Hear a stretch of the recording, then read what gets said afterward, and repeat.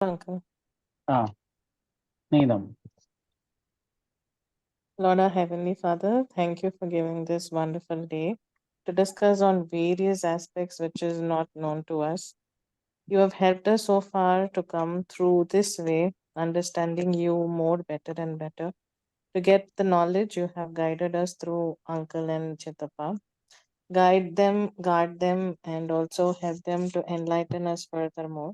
Thank you for giving us this opportunity, Lord. Let us get more into you in understanding in the right way that we take in our lives and implement everything, Lord. Thank you, Jesus. Amen. Thank you, Lord. ஆமாம், ஆமாம். Okay, நம்ம இப்ப அந்த மரணத்தை குறிச்சதான இதுல படிச்சுக்கிட்டு இருக்கோம்.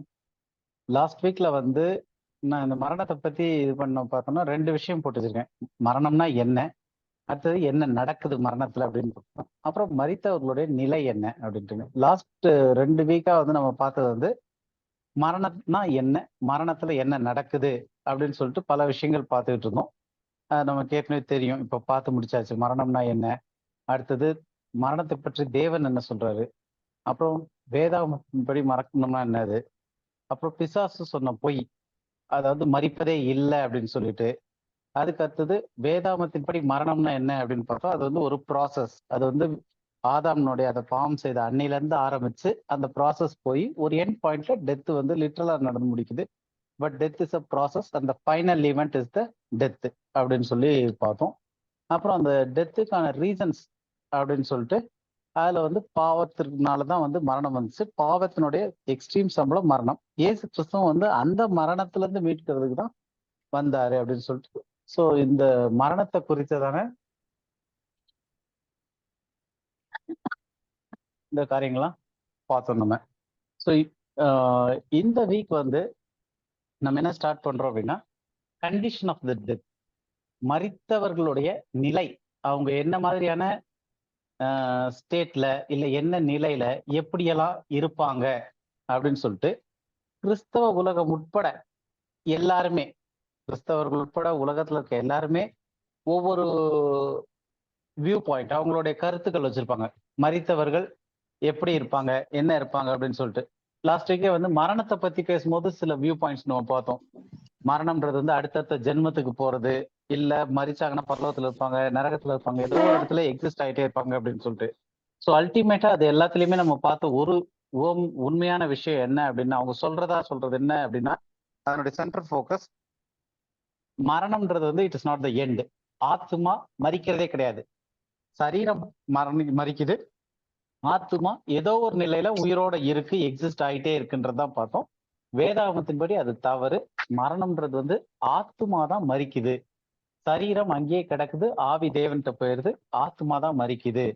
அப்ப மரிக்கிற ஆத்மா அதோட முடியுது அப்படின்னு சொல்லிட்டு வேதாகமத்தின் அடிப்படையில பார்த்தோம். இன்னைக்கு என்ன பார்க்க போறோம் அப்படின்னா, கிறிஸ்தவர்கள் உட்பட இவங்க சொல்ற விஷயங்கள், அதாவது மரித்தவர்கள் என்ன நிலைமையில இருப்பாங்க அப்படின்னு சொல்லிட்டு. அந்த மாதிரி ஏதாவது சில தாட்ஸ் யாராவது இருந்தா சொல்லலாம், ஏதாவது பாயிண்ட் ஷேர் பண்ணலாம். மரித்தவர்கள், செத்தவங்க இப்ப எப்படி இருப்பாங்க, ஆக்சுவலா அவங்க என்ன மாதிரி நிலையில இருப்பாங்கன்ட்டு கிறிஸ்தவர்கள் உட்பட பொதுவான கருத்துக்கள், கிறிஸ்தவத்துலயும் சரி மற்ற மதத்துல பொதுவா இருக்கிறவங்க என்ன மாதிரியான ஐடியாலஜிஸ் எல்லாம் வச்சிருக்காங்கன்னு சொல்லிட்டு ஏதாவது 4-5 பாயிண்ட் ஷேர் பண்ணா இது ஜெனரல் பாயிண்ட் டிஸ்கஸ் பண்றதுக்கு யாராவது சொல்லலாம். அவங்களுக்கு வேற ஜென்மத்துல இருப்பாங்க. மேபி என்ன சொல்றது, ஏதாவது ஒரு அனிமல் ஃபார்ம்ல இருப்பாங்க. ஓகே, ஏதாவது ஒரு அனிமல் ஃபார்ம்ல எக்ஸிஸ்ட் ஆயிட்டு இருப்பாங்க. சோ இது நம்ம என்ன டாபிக்ல படிக்கிறோம்னா, மரித்தவர்களுடைய நிலை, அதாவது கண்டிஷன் ஆஃப் த டெட். அப்ப இங்க மனுஷனா இருந்தவங்க மரிச்சிட்டாங்க, மரிச்ச பிறகு அவங்க என்னவா இருப்பாங்க, எப்படிப்பட்ட நிலைமையில இருப்பாங்க, எங்க இருப்பாங்க. சோ இந்த மாதிரி விஷயங்கள். அப்ப இந்த இதுல ஒரு விஷயம் என்ன அப்படின்னு பார்த்தோம்னா, அவங்க வேற ஏதோ ஒரு பாடி எடுத்துக்கிட்டு, வேற ஜென்மம் போது வேற அனிமலாவோ வேற ஒரு பாடி எடுத்துட்டு வேற ஒரு கிரீச்சரா அவங்க எக்ஸிஸ்ட் ஆயிருப்பாங்க அப்படின்ற தாட் இருக்கு. வேற மதங்கள் இருப்பாங்க. என்னவா இருப்பாங்க? ஸ்டார். ஸ்டார்ஸ். ஓகே, அவங்க இறந்து ஸ்டார்ஸா இருப்பாங்க அப்படின்னு சொல்லிட்டு. Good evening brother. Good evening brother. Okay, good evening. Right, brother join பண்ணிட்டாங்க. ரைட், ஓகே, ஸ்டார்ஸா இருப்பாங்க. வேற ரொம்ப ஃபன்னி அவங்க கடவுளா மாறிடுவாங்க. ஓகே. அவங்க வந்து கடவுளோட ஒன்றாயிருவாங்க. அதுவா இல்லாட்டி அவங்களே கடவுளா மாறிடுவாங்க. ஆமா. ஓகே. சோ அவங்க வந்து அந்த ஒரு நிலைக்கு போயிடுறாங்க அப்படின்றது. வேற யாராவது ஏதாவது தாட்ஸ் ஏதாவது இல்ல கிறிஸ்டியானிட்டியினுடைய தாட்ல இறந்தவங்க உடனே மோட்சத்துக்கு நரகத்துக்கு போறது இல்ல. அதாவது பரதீஸ்ன்ற இடத்துல அவங்க ரெஸ்டிங் பிளேஸ்ன்னு சொல்றாங்க. அங்க வந்து அவங்க ஆமா பரதீஸ்ல தங்கியிருக்காங்க. அந்த எண்ட் டைம்ல ஜட்ஜ்மெண்ட் டைம்ல அவங்க மோட்ச நரகம் போவாங்க. அது வரைக்கும் அவங்களுக்கு எதுவுமே தெரியாத ஒரு நித்திரையான நிலை பாதாளத்துல அல்லது பரதீஸ்ல இருக்கிறாங்க அப்படின்றது கிறிஸ்டியானிட்டியில அப்படி சொல்றாங்க நம்பிக்கை. கிறிஸ்டியன்ல அது ஒரு குரூப் ஆஃப் கிறிஸ்டியன்ஸ் அந்த நம்பிக்கையில இருக்காங்க. ஏன்னா இப்ப கேத்தலிக் இதுல வந்து பரதேசன்ற இடத்துல வெயிட் பண்ணிட்டு இருப்பாங்க. கொஞ்ச காலத்துக்கு தான், ஒரு குறிப்பிட்ட டியூரேஷனுக்காக வெயிட் பண்ணிட்டு இருப்பாங்க. அதுக்கப்புறம் அங்கிருந்து டிசைட் பண்ணி அவங்களுக்கு நரகமோ பரலோகமோ அனுப்பிட்டே இருப்பாங்க. ஸோ அந்த ஒரு பர்டிகுலர் பீரியட் ஆஃப் டைம்ல அங்க பரதேசில் இருப்பாங்க. அது வந்து ஒரு கேத்தலிக் பெர்ஸ்பெக்டிவ்ல இருந்து அந்த தாட் வரும். அது இல்லாம வேற ஏதாவது ஏஞ்சல்ஸா இருப்பாங்கன்னு சொல்லுவாங்க. ஓகே, ஏஞ்சல்ஸா இருப்பாங்க. ஓகே, நம்ம ஒரு சில இதெல்லாம் பார்க்கலாம். பொதுவா என்னெல்லாம் சொல்றாங்க அப்படின்னு சொல்லிட்டு அவங்க வந்து பரலோகத்திலோ இல்ல பரதீஸ்லோ இருப்பாங்க அப்படின்னு சொல்லிட்டு ஜென்ரலான கிறிஸ்டின் வியூ. ஏன்னா சிலர் வந்து பரதீஸ்னு ஒரு இடம் இருந்து அப்புறம் பரலோகத்துக்கு போவாங்கன்னு சிலர் பிலீவ் பண்ணுவாங்க. சிலர் வந்து அது கேத்தலிக் பாயிண்ட் ஆஃப் வியூ. இன்னைக்கு மறைச்சோன்னா உடனே பரலோகம் தான், இல்லையா தவறு செஞ்சிருந்தவங்க மறைச்சிருந்தாங்க, பாவிகள் ரட்சிக்கப்படாதவங்கன்னா உடனே நரகத்துக்கு போயிடுவாங்க அப்படின்றது தான் 90% ஒரு கிறிஸ்டியன் வியூவா இருக்கக்கூடிய ஒரு விஷயமா இருக்கு. அதோட சேர்ந்து அவங்க வந்து தேவனோடு இருப்பார்கள், இல்ல தேவ தூதர்களோடு இருப்பார்கள், ஆண்டவரோட ஏஞ்சல்ஸோட பரலோகத்துல இருப்பாங்கன்ட்டுன்னு. அடுத்து முக்கியமா நிறைய சொல்றது வந்து அவங்க வந்து தேவனை புகழ்ந்து கொண்டிருப்பார்கள், பிரைஸ் பண்ணிட்டு இருப்பாங்க, தேவனை துதித்து கொண்டிருப்பார்கள். கேள்விப்பட்டிருக்கீங்களா? மரித்த உடனே பரலோகத்துல போய் தேவனை துதிச்சுக்கிட்டே இருப்பாங்க, அங்க சந்தோஷமா இருக்கும் அந்த மாதிரி. இதோட உச்சகட்டம் ஒரு வாட்டி நான் யூடியூப்ல ஒரு வீடியோ இதுல பார்த்தேன். ஏஞ்சல் டிவில இருந்து அந்த தாத்தா பரலோகத்துக்கு அப்பப்போ விசிட் பண்ணிட்டு வருவாரு. அவர் போயிட்டு வந்துட்டு சொன்னது என்னன்னா, பரலோகம் வந்து நார்மலா நம்ம இருக்கிற தோட்டம் மதியே, இங்க இருக்கிற வயல் மதியே இருக்கு. அங்க வரப்புல எல்லாம் தண்ணி ஓடிக்கிட்டு இருக்கு. ஆண்டவர் வந்து இயேசு கிறிஸ்து வந்து தண்ணி எடுத்து எல்லார் மேலயும் தெளிச்சு தெளிச்சு விளையாடிட்டு இருக்காருலாம், மரித்தவர்கள் மேலதான் பரலோகத்துல. சோ இப்படிப்பட்டதான ஒரு இடமா பரலோகம் வந்து அவரு வந்து சொல்லியிருக்காரு. அதுவும் கிறிஸ்டியானிட்டியில தான் நம்பப்படுது. அவரு எல்லாம் இது பண்றாங்க. அடுத்தது மரித்தவர்கள் வந்து நரகத்துல இருப்பாங்க, ஹெல்லுல இருப்பாங்க அப்படின்னு ஒரு தாட் இருக்கு.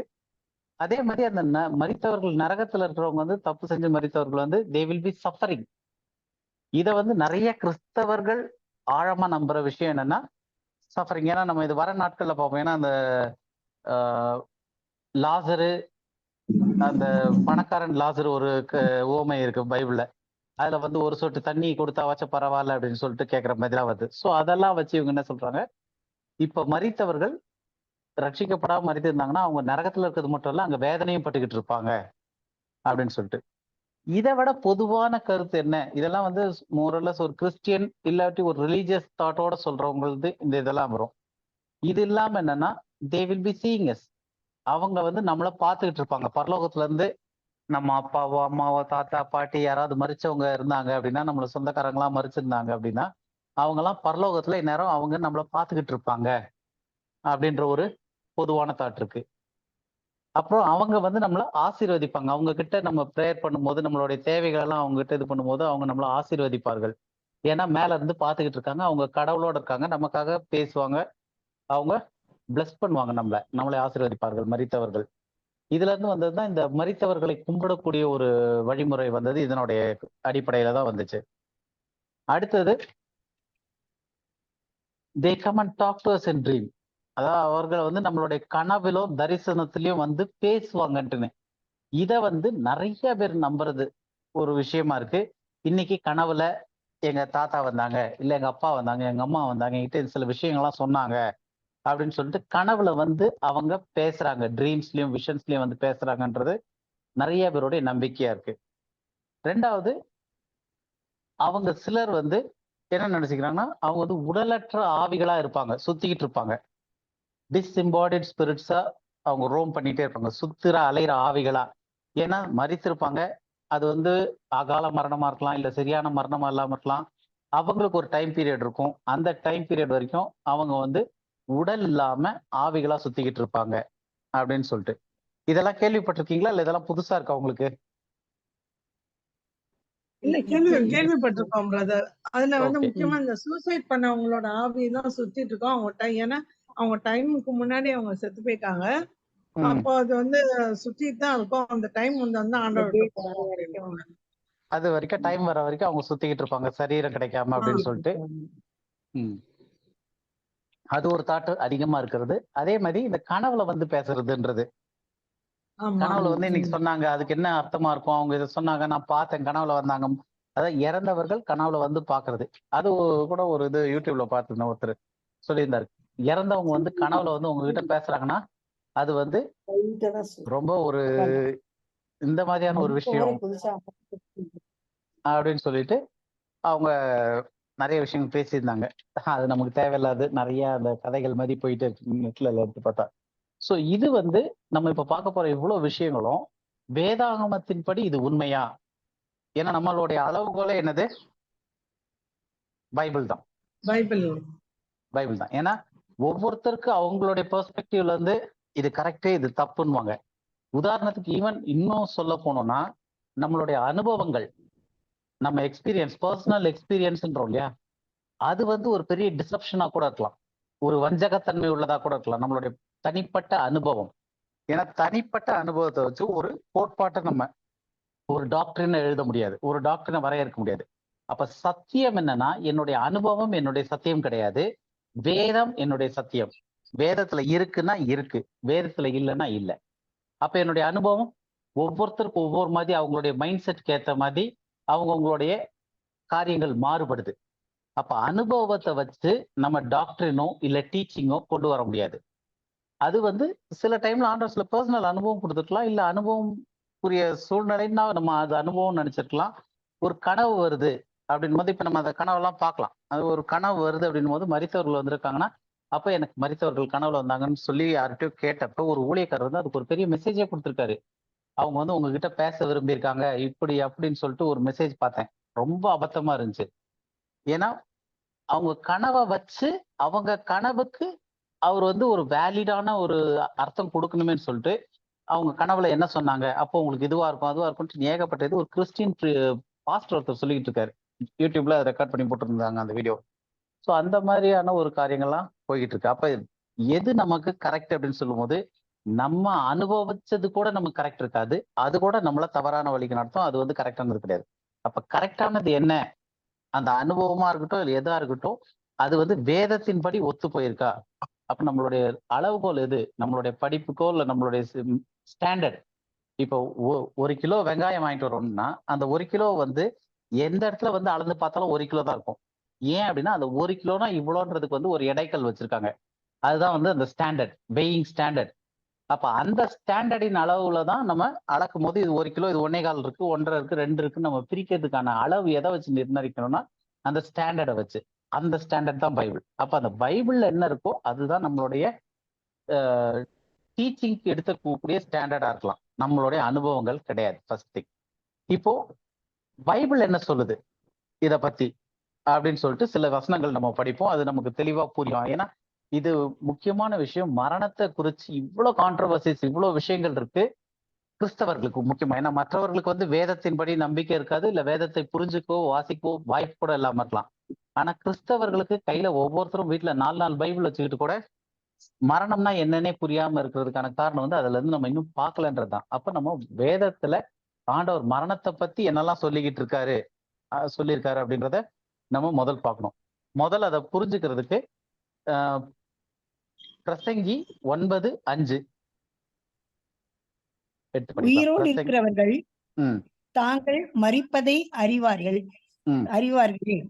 மரித்தவர்கள் ஒன்றும் அறியார்கள், இனி அவர்களுக்கு ஒரு பலனும் இல்லை, அவர்கள் பேர் முதலாய் மறக்கப்பட்டிருக்கிறது.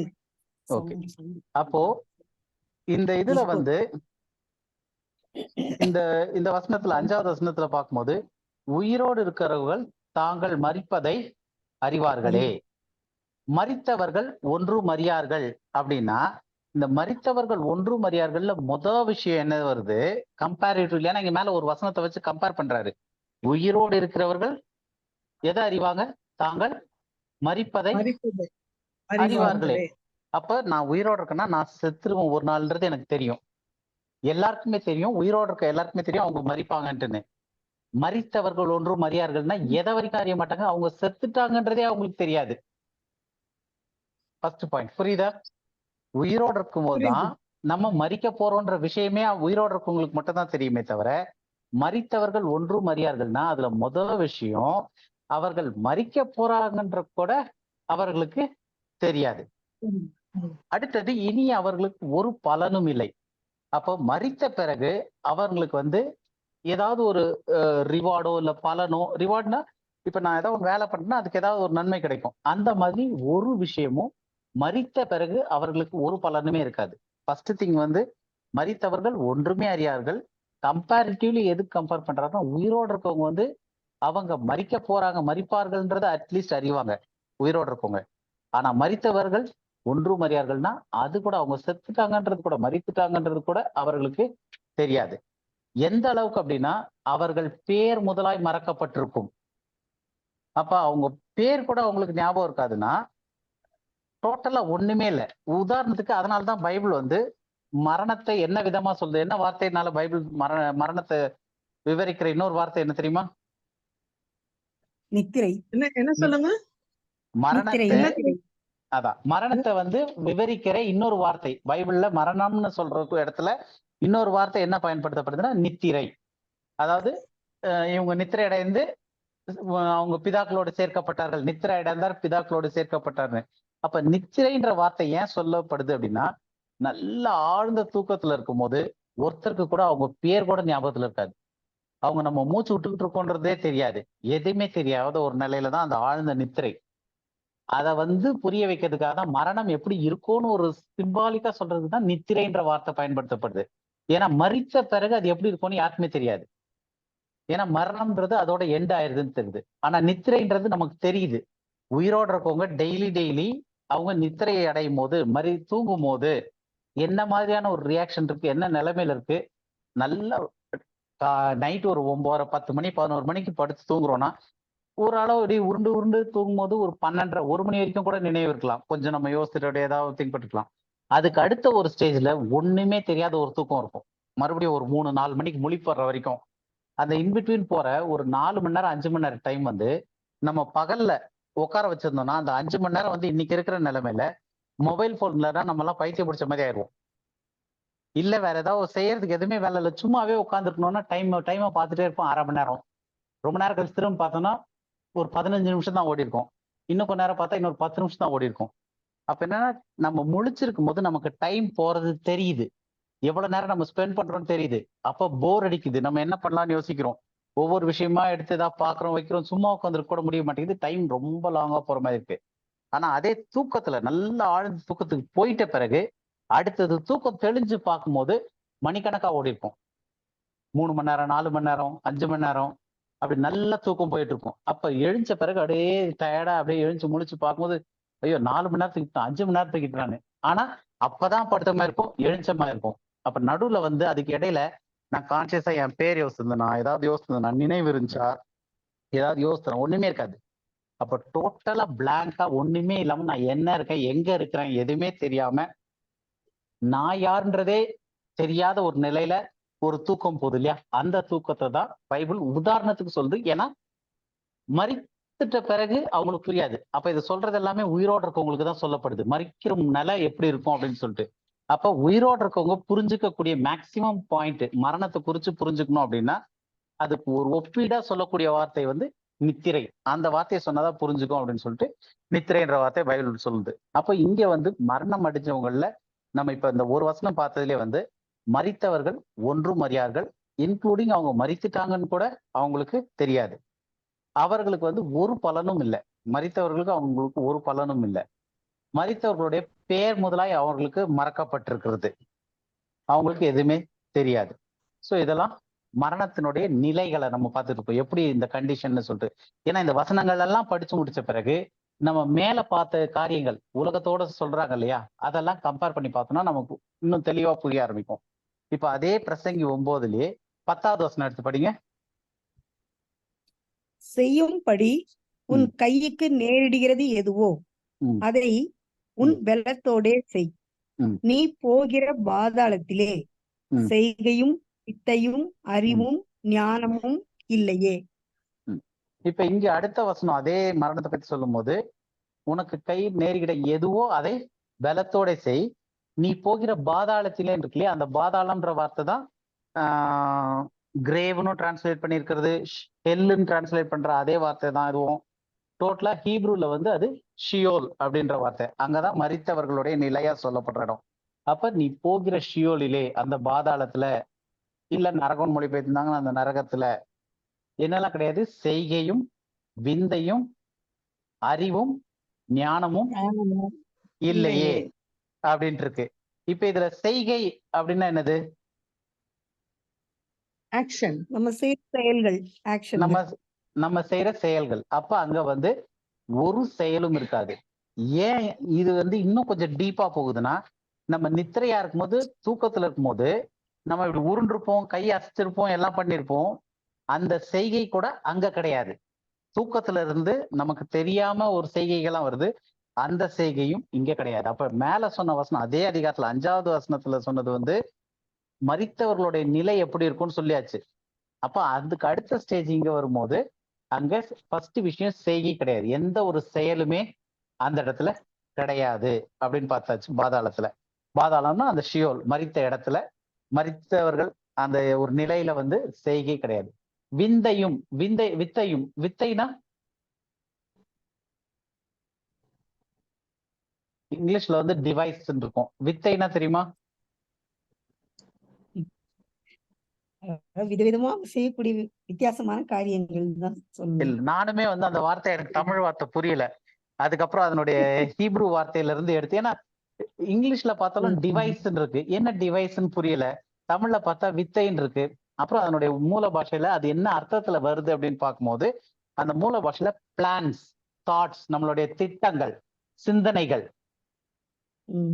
சோ இந்த வார்த்தைக்கு பயன்படுத்துற வார்த்தை தான் வித்தை அப்படின்றது. அப்ப அங்க வந்து ஒரு செயல்பாடு, ஒரு செயல் கிடையாது. அதே மாதிரி செயல்ன்றது வந்து பிசிக்கல்ல வரக்கூடிய விஷயம். செயல்ன்றது நம்ம கையில நடக்கிறதோ, காலில் நடக்கிறதோ, எடுத்து வைக்கிறதோ, ஏதோ ஒரு செய்கை, அது செயல். அது வந்து பிசிக்கலா நடக்கக்கூடியது, மூவ் பண்ணக்கூடியது, அசையக்கூடியது, பிசிக்கல்ல வர்றது. அது அங்க இல்ல. ரெண்டாவது வித்தையும் அப்படின் போது, வித்தைன்றது வந்து தாட் ப்ராசஸ், மைண்ட்ல நடக்கிறது, திட்டம் போடுறது, சிந்தனை, சிந்திக்கிறது, நம்ம இப்படி பண்ணிடலாம், அப்படி பண்ணிடலாம். அதுக்கு வந்து செய்கை தேவையில்ல. நம்ம யோசிக்கும் போது அமைதியா உட்காந்து கண்ணை மூடிக்கிட்டு கூட நம்ம யோசிச்சுக்கிட்டு இருக்கலாம். அந்த மாதிரி விஷயமும் அங்க இல்லை. திட்டம் போடுறதோ, சிந்தனை செய்வதோ, பிளான் பண்றது, தாட்ஸ், இததான் வந்து டிவைஸ் அப்படின்ற வார்த்தை இங்கிலீஷ்ல பயன்படுத்திருக்கு. தமிழ்ல வந்து வித்தைன்ற வார்த்தை பயன்படுத்தப்பட்டிருக்கு. அது வந்து திட்டம் பண்றது, பிளான் பண்றது, சிந்தனை செய்யறது, தாட்ஸ் ஓடுறது. அப்ப அங்க வந்து தாட் ப்ராசஸ் கூட கிடையாது, மைண்டுமே இன்ஆக்டிவ் ஆயிடுது. ரெண்டாவது, இந்த தாட் ப்ராசஸ் பண்ணணும்னா அதுக்கு என்ன தேவை? அறிவும் ஞானமும் தேவை. அறிவு இருந்தாதான் அதை யோசிக்க முடியும், திட்டம் போட முடியும், எதை செய்ய முடியும். அப்ப அங்க எவ்வளவு பெரிய ஞானியா இருந்தாலும் உயிரோடு இருக்க வரைக்கும் தான் ஞானமும் அறிவும். அப்ப அந்த இடத்துல போனதுக்கு அப்புறம் எவ்வளவு பக்தியான ஆளா இருந்தாலும் சரி, எவ்வளவு வேதத்தை படிச்ச ஆளா இருந்தாலும் சரி, இல்ல வேதத்தையே படிக்காத ஆளா இருந்தாலும் சரி, எப்படிப்பட்ட உலக ஞானத்துல நிரம்பியிருந்தாலும் சரி, அங்க போன பிறகு மரித்த இடத்திற்கு, பாதாளத்துக்கு போன பிறகு அங்க வந்து எது கிடையாது? செய்கை கிடையாது, வித்தை, பிளானிங், தாட் ப்ராசஸ் அதுவும் கிடையாது, அறிவும் கிடையாது, ஞானமும் அங்க கிடையாது. அப்போ எதுவுமே இல்லாத ஒரு இடம். அவர்கள் பேர் முதலாய் மறக்கப்பட்டிருக்கு, ஞாபகம் எதுவுமே கிடையாது, அவர்கள் மரித்தார்கள் என்று கூட தெரியாது. எதுவுமே இல்லாத ஒரு நிலையில போறதுதான் வந்து மரணம்னு பைபிள் சொல்லுது. இது ரெண்டும் வந்து மரித்தவர்களுக்கு ஒரு பார்த்த ஒரு விஷயமா இருக்கு. இப்ப இன்னும் கொஞ்சம் டீட்டெயிலா போனோம்னா, சங்கீதம் 6:5 வசனம், சங்கீதம் 6:5. மரணத்தில் உம்மை நினைவு கூர்வதில்லை, பாதாளத்தில் உம்மை துதிப்பவன் யார்? இந்த உம்மைன்றது யார போட்டிருக்கு இந்த வசனத்துல? ஆண்டவர். ஆண்டவரை. கர்த்தரை நினைக்கிறது. ஆமா. அப்ப மரணத்தில் உண்மைன்னா நம்ம ஆண்டவர்னு கூட சொல்லலாம். ஏன்னா அததான் வந்து உண்மைன்னு போட்டிருக்கு இந்த இடத்துல. சோ மரணத்தில் ஆண்டவரை நினைவு கூறுவதில்லை. பாதாளத்தில் மரணம்ன்றது வந்து அந்த டெத் நிகழ்வுல சொல்லுது. அதே சினானிம் வேர்டு தான் பாதாளம்ன்றதும் அந்த ஷியோல சொல்லுது. சோ பாதாளத்தில் உண்மைன்னா ஆண்டவரை துதிப்பவன் யார் அப்படின்றது வந்து ரிட்டாரிக்கல் கொஸ்டின் மாதிரி. யாருமே துதிக்க மாட்டாங்க. ஏன்னா பேர் முதலாய் மறக்கப்பட்டிருக்கு. அங்க செய்கை கிடையாது, விந்தை கிடையாது, வித்தை கிடையாது, அறிவு கிடையாது, ஞானம் கிடையாது, எதுவுமே கிடையாது அந்த இடத்துல. அப்போ அப்படிப்பட்ட ஒரு இடத்துல போகும்போது அங்க என்னதான் போட்டிருக்கு? மரணத்தில் தேவனை நினைப்பதில்லை. பாதாளத்தில் யாரும் தேவனை துதிக்கவோ அல்லது நன்றி செலுத்தவோ மாட்டார்கள். அப்ப அங்க தேவனை துதிக்கிற இடம் கிடையாது. தேவனை அங்க துதிக்க மாட்டாங்க. தேவனை நினைவு கூறவும் மாட்டாங்க மரித்த பிறகு. அதனாலதான் நாசிஜி ஆவி தேவனிடத்தில் திரும்புவதற்கு முன்னாலும் மாம்சத்தான மண்ணுக்கு திரும்புவதற்கு முன்னாலும் வாலிபிராயத்திலே கர்த்தரை நினைன்றது வந்து அந்த இடத்துக்கு போயிடுச்சுன்னா அதுக்கு மேல நினைக்க முடியாது. ஏன்னா அங்க அறிவோ வித்தை செய்கை எதுவுமே கிடையாது. நினைவு கூறுதல் அங்க கிடையாது. All that effort will not go okay. அப்போ மரணத்தில் உம்மை நினைவு கூறுவதில்லை, பாதாளத்தில் உம்மை துதிப்பவன் யார் அப்படின்னும் போது இது ரெண்டுமே அங்க செய்ய போறது கிடையாது. ரெண்டுமே வந்து மரணத்தினுடைய கட்டுல இருக்கும்போது இல்ல பாதாளத்துல ஷியோர்ல இருக்கும்போது முக்கியமா தேவனை நினைவு கூறுறது கிடையாது. அப்போ இங்க இப்படி எல்லாம் வசனம் இருக்கும்போது மக்கள் இதை படிச்சிருந்தாங்கன்னா, அந்த ஏஞ்சல் டிவில ஒரு ப்ரோக்ராம் வந்துச்சு. இந்த மாதிரி நான் பரலோகத்துக்கு போயிருந்தேன், எல்லாரையும் பார்த்தேன், மரிச்சவங்களும் அங்க இருந்தாங்க, ஆண்டவர் வந்து தண்ணி அடிச்சடிச்சு எல்லாரோடையும் விளையாடிக்கிட்டு இருந்தாரு அப்படின்றது எவ்வளவு ஒரு அபத்தம்ன்றது இந்த வசனம் படிக்காத வரைக்கும் தெரியாது. இந்த வசனத்தை படிச்ச பிறகு அது எவ்வளவு பெரிய அபத்தமா இருக்கு அப்படின்றது தெரியும். ஏன்னா இது சத்தியமா இல்ல அவர் டூர் மாதிரி போய் பார்த்துட்டு வந்துட்டு நான் இதெல்லாம் பார்த்தேன்னு சொல்றது சத்தியமா அப்படின்னா அது எடுத்துக்கிறவங்கள பொறுத்து. வசனத்தை படிக்கிறவங்க இதை எடுப்பாங்க, வசனத்தையே பார்க்காதவங்க அதை எடுப்பாங்க. ஓ இவர் பெரிய ஊழியக்காரர் போல இருக்கு, இவர் போயிட்டு வந்துட்டு பார்த்துட்டு சொல்றாரு அப்படின்னு நினைப்பாங்க. அப்ப யாருமே அவர்களுடைய அனுபவத்தையோ அவரே கூட அவரு அப்படி ஒரு நினைப்பு மாதிரி அவர் கனவுல போயிட்டு வந்த மாதிரி இருந்தா கூட அதை வந்து அவர் சத்தியமா எடுக்க முடியாது. ஏன்னா சத்தியம்ன்றது இதுதான், நம்ம பாக்குறது தான் சத்தியம். இப்ப அடுத்த வசனம் படிப்போம். சங்கீதம் 115:17. மரித்தவர்களும் மௌனத்தில் இறங்குகிற அனைவரும் கர்த்தரை துதியார்கள். மரித்தவர்களும் மௌனத்தில் இறங்குகிறவர்கள்னா அதே டெத்ல தான் மௌனத்தில் இறங்குறவங்க கர்த்தரை துதியார்கள். இதுவுமே தெளிவா போட்டுட்டு இருக்கு. மரித்தவர்கள் மேல இருந்ததுல வந்து மரித்தவர்கள் தேவனை நினைவு கூறுவதில்லை, பாதாளத்தில் அவரை துதிப்பதில்லை. மரித்தவர்களும் மௌனத்தில் இறங்குறவங்க எல்லாமே ஒரே பாயிண்ட் ஆஃப் வியூல தான்.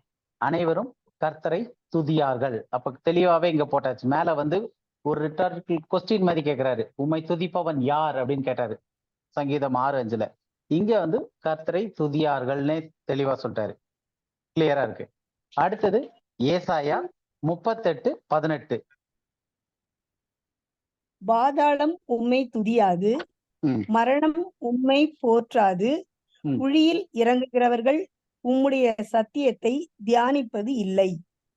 ஓகே. இங்க வந்து இதுவும் அதே இதுலதான் அது கான்டெக்ட்ல தான். பாதாளம் உம்மை துதியாது. பாதாளம்ன்றது ஷியோல். ஷியோல்னா மரித்தவர்கள் இருக்கு, அங்க துதியாது. மரணம் உம்மை போற்றாது, குழியில் இறங்குகிறவர்கள் உம்முடைய சத்தியத்தை தியானிப்பதில்லை அப்படின்னு இருக்கு. தமிழ்ல வந்து இந்த தியானிப்பதில்லைன்றது வந்து கரெக்டான மொழிபெயர்ப்பு கிடையாது. ஏன்னா செக் பண்ணி பார்க்கும்போது இங்கிலீஷ்ல வந்து கொஞ்சம் கரெக்டா இருக்கு. என்னன்னா cannot hope for thy truth அப்படின்ட்டு இங்கிலீஷ்ல இருக்கு. ஆனா அது உன்னுடைய ஒரிஜினல்ல என்ன போட்டிருக்கு அப்படின்னு பார்த்தோம்னா அந்த வார்த்தைக்கு வந்து சபார்ன்ற வார்த்தை பயன்படுத்தப்பட்டிருக்கு.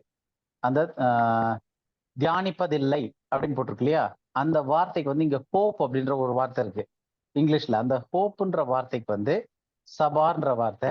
அந்த வார்த்தைக்கு என்ன அர்த்தம் அப்படின்னா நம்பிக்கையுடன் காத்திருப்பது. அப்ப நம்பிக்கையோடு காத்திருக்க மாட்டார்கள் அப்படின்றதுதான் அந்த இடத்துல வரக்கூடிய வார்த்தையா இருக்கு. அப்ப அது தமிழ்ல கரெக்டா மொழிபெயர்க்கணும்னா உம்முடைய சத்தியத்திற்காக நம்பிக்கையுடன் காத்திருப்பதில்லை இந்த இடத்துல. அப்போ பாதாளத்தில் குழியில் இறங்குகிறோம், உம்முடைய சத்தியத்திற்காக நம்பிக்கையோடு காத்திருப்பதில்லை. நம்பிக்கையோடு என்ன காத்திருப்பதில்லை? மரித்த இடத்துல இந்த வசனம் சொல்லப்பட்டிருக்கு. ஏன்னா யோபுல இருந்து, ஏன்னா உயிரோட வரக்கூடிய கான்செப்ட் வந்து புதுசு கிடையாது. யோபுவே சொல்றாரு, என் சரீரமே அழிந்து போனால் நான் இதே சரீரத்தோடு கூட பார்ப்பேன்னு சொல்லிட்டு. அப்ப அவர்கள் எல்லாருக்குமே வந்து உயிர் தெழுதல்ன்ற ஒரு கான்செப்ட் இருந்துச்சு. மரணம் எண்டு கிடையாது, அது ஆண்டவர் உயிர் தருவான்னு. ஆனா எப்படி என்ன ஏதுன்றதெல்லாம் தெரியாது. யோபுக்கு அது வெளிப்பாடு இருந்துச்சு. அப்ப அவர்கள் எதிர்பார்த்துக்கிட்டு இருந்தது மரித்தாலும் பிழைப்பான் அப்படின்றத வந்து எதிர்பார்த்துக்கிட்டு இருந்தாங்க. ஆனா அது எப்படி நடக்கும்னே தெரியாது. அந்த எதிர்பார்ப்பு கூட, ஏன்னா மரணம்ன்ற வந்து அந்த வெயிட்டிங் ஃபார் தட், அந்த ஹோப் அப்படின்றது வந்து நம்பிக்கையுடன் காத்திருப்பது அப்படின்றது. எதுக்காக மரித்தவர்கள் நம்பிக்கையோட காத்திருக்கிறாங்க? உயிரோட இருக்கவங்களுக்கு தான் தெரியும் நம்ம மரிக்க போறோம்னு. அவங்க எதுக்காக காத்துட்டு இருந்தாங்க? மரிச்ச பிறகு ஒரு நாள் நம்ம உயிர்ப்பிக்கப்படுவோம் அப்படின்னு காத்துக்கிட்டு இருக்காங்க. ஆனா அந்த காத்திருப்போம், அந்த நம்பிக்கையும் எது வரைக்கும்னா உயிரோடு இருக்க வரைக்கும் தான். மரித்தவர்கள் மரித்த பிறகு அவர்களுக்கு அந்த நம்பிக்கை கிடையாது. ஏன்னா அவங்களுக்கு தாட் ப்ராசஸே கிடையாது. அங்க பிளானிங்கோ தாட்டோ ஞானமோ அறிவோ எதுவுமே கிடையாது. அங்க உட்கார்ந்து தேவனை துதித்து, ஆண்டவரே நான் எப்படியாவது இந்த பரதீஸ் மாதிரி ஒரு இடத்துல இருக்கேன், இங்க இருந்து நான் அங்க போயிடணும், இங்க போயிடணும், நான் உயிர் தெரிந்து வந்துடணும், எந்த தாட்டுமே கிடையாது. அவர்களுக்கு அங்க ஒரு பலனுமே கிடைக்காது போறதில்ல அதுல. அப்போ உம்முடைய சத்தியத்திற்காக நம்பிக்கையோடு காத்திருப்பதில்லை அவர்கள், மரித்தவர்கள். அப்ப தெளிவா புரியுது இல்லையா? மரித்ததுல இப்ப நம்ம பார்த்ததுல வந்து ஒரு 5 வசனம் பார்த்திருக்கோம். இந்த வசனங்கள்ல இருந்து என்ன தெரியுதுன்னா, மரணம் எப்படிப்பட்ட நிலையை கொடுக்குது மனுஷனுக்கு அப்படின்றத புரிஞ்சுக்கிட்டோம். சோ அதுல ஃபர்ஸ்ட் வந்து மரணம்ன்றது வந்து மனுஷனுடைய இறுதி புள்ளி. அதற்கப்புறம் லைஃப் கிடையாது, முடிஞ்சிருது. டெத்ன்றது தான் மனுஷனுடைய கடைசி பாயிண்டா இருக்கு. மரித்தவர்கள் ஒன்றும் அறியார்கள். அவங்க மரிச்சிட்டாங்கன்னு கூட அவங்களுக்கு தெரியாது. அவர்களுக்கு ஒரு பலனும் கிடையாது. அவர்கள் பேர் முதலாய் மறக்கப்பட்டிருக்கு. மரித்தவர்கள் மௌனமா இருக்கிறாங்க, மௌனத்தில் இறங்குகிறார்கள். அவர்கள் அதுக்கப்புறம் வந்து எந்த ஒரு ஆக்டிவிட்டியோ பேசுறதோ வர்றதோ எதுவுமே இருக்காது. ஏன்னா அங்க செய்கை கிடையாது. அதே மாதிரி அவர்கள் கர்த்தரை துதிப்பதில்லை. அங்கிருந்து அங்க செய்கையும் வித்தையும் அறிவும் ஞானமும் கிடையாது. அவர்கள் கர்த்தரை துதிப்பது கிடையாது. அதே மாதிரி அவர்கள் அவருடைய சத்தியத்திற்காக நம்பிக்கையுடன் காத்திருப்பதில்லை. அதோட முடிஞ்சது. அப்ப எதா இருந்தாலும் மரணத்திற்கு அப்புறம் அந்த பாயிண்ட் ஆஃப் இதுல வந்து எதுவுமே வந்து ஆக்ஷனே கிடையாது அப்படின்றதுதான் பைபிள்ல இருந்து தெளிவா நமக்கு புரியக்கூடிய விஷயமா இருக்கு. இது வரைக்கும் ஏதாவது சந்தேகங்கள் இருக்கா? இல்ல கிளியரா பைபிள் படி மரணம்னா என்ன அப்படின்றத அந்த நிலை புரிஞ்சுச்சா? நம்ம அடுத்த பாயிண்ட் போலாமா? ஓகே. சோ இப்ப நம்ம வந்து பைபிள் என்ன சொல்லுதுன்னு பார்த்துட்டோம். இப்ப அடுத்தது ஒரு முக்கியமான விஷயம் பார்க்க போறோம். என்ன அப்படின்னு பார்த்தோம் அப்படின்னா, இதை ஏன் நம்ம படிக்கணும்? மரணத்தினுடைய உண்மையை பற்றி ஏன் நம்ம படிக்கணும்? இதனுடைய முக்கியம் என்ன? எதுக்காக இதை படிக்கணும் அப்படின்னு சொல்லிட்டு பாக்குறோம். 2 விஷயம் போட்டு வச்சிருக்க, நம்ம எவ்வளவு பார்க்க முடியுதுன்னு பார்க்கலாம். ஃபர்ஸ்ட், இதை ஏன் நம்ம பார்க்கணும் அப்படின்னா, இது வந்து நம்மளுடைய ரட்சிப்பின் சுவிசேஷத்தோடு நேரடியா கனெக்ட் ஆயிருக்க ஒரு விஷயம். இது வந்து டைரக்டா பாதிக்குது ரட்சிப்பின் சுவிசேஷத்தோட. எது? இந்த மரணத்தை பற்றின அறிவு. அப்ப இந்த மரணத்தை பற்றி நம்ம சரியா புரிஞ்சுக்கலன்னா நம்மளுடைய காஸ்பல், நம்மளுடைய ரட்சிப்புக்கான அந்த சுவிசேஷமே நமக்கு புரியாம போறதுக்கு வாய்ப்பு அதிகமா இருக்கு. எப்படி இது டைரக்டா கனெக்டா இருக்கு? யாராவது சொல்ல முடியுமா? சரி, நம்மளுடைய ரட்சிப்பின் சுவிசேஷம்னா என்னது? நம்மளுடைய ரட்சிப்பின் சுவிசேஷம் ஏதாவது ஒரு பாயிண்ட், ஏதாவது ஒரு ஐடியா? பாவத்துல இருந்து மீட்கப்பட்டு நாம ஆண்டவரோட பரலோகத்துல இருப்போன்றத நம்பிக்கை. மரணம் இறுதி கிடையாது. நம்ம அது வந்து நம்மளுடைய நம்பிக்கை. நான் கேட்கறது வந்து நமக்கு எப்படி அந்த நம்பிக்கை வருது? நம்ம எப்படி ரட்சிக்கப்பட்டோம்னு வருது? அந்த சுவிசேஷம், நம்ம என்ன சுவிசேஷம் கேட்கிறோம்? ஆண்டவர் நமக்காக மரித்தார், திருப்பி ஆண்டவர் உயிர் தெழுந்தாரே, அதே மாதிரி நம்மளும் உயிர் தெழுவோம் அப்படின்ற ஒரு. ஆமா. ஏன்னா இப்ப இதுல வந்து ராஜ்யத்தின் நம்ம சுவிசேஷங்களை பத்தி ஸ்டார்டிங்ல ரொம்ப போன வருஷத்துல இன்னும் பார்த்திருக்கோம். அதாவது நிறைய சுவிசேஷங்கள் இருக்கு. அதுல வந்து நமக்கு இந்த கிருபையின் காலத்துல ரட்சிப்பின் சுவிசேஷம் என்னன்னா, இயேசு கிறிஸ்துனுடைய மரணம், அடக்கம், அவருடைய உயிர்த்தெழுதல். ஆனா ராஜ்யத்தின் சுவிசேஷத்துல அது கிடையாது அப்படின்னு பார்த்திருக்கோம். ஏன்னா ராஜ்யத்தின் சுவிசேஷம் வந்து இயேசு கிறிஸ்துனுடைய மரணத்தை பத்தி தெரியறதுக்கு முன்னாடியே சீஷர்களும் பிரசங்கிச்சுக்கிட்டு இருந்தாங்க, இயேசு கிறிஸ்துவும் பிரசங்கிட்டு இருந்தாங்க ராஜ்யத்தின் சுவிசேஷத்திற்கு. ஆனா நம்மளுடைய ரட்சிப்பின் சுவிசேஷம் அது வேற. அப்ப இந்த ரட்சிப்பின் சுவிசேஷத்தை எங்க பார்க்கலாம் அப்படின்னு பார்த்தோம்னா, 1 கொரிந்தியர் 15வது அதிகாரம், அது ஆக்சுவலா 1லதே வந்து நம்ம 3வது 4வது வசனம் படிக்கலாம். 1 கொரிந்தியர் 15, 3, 4.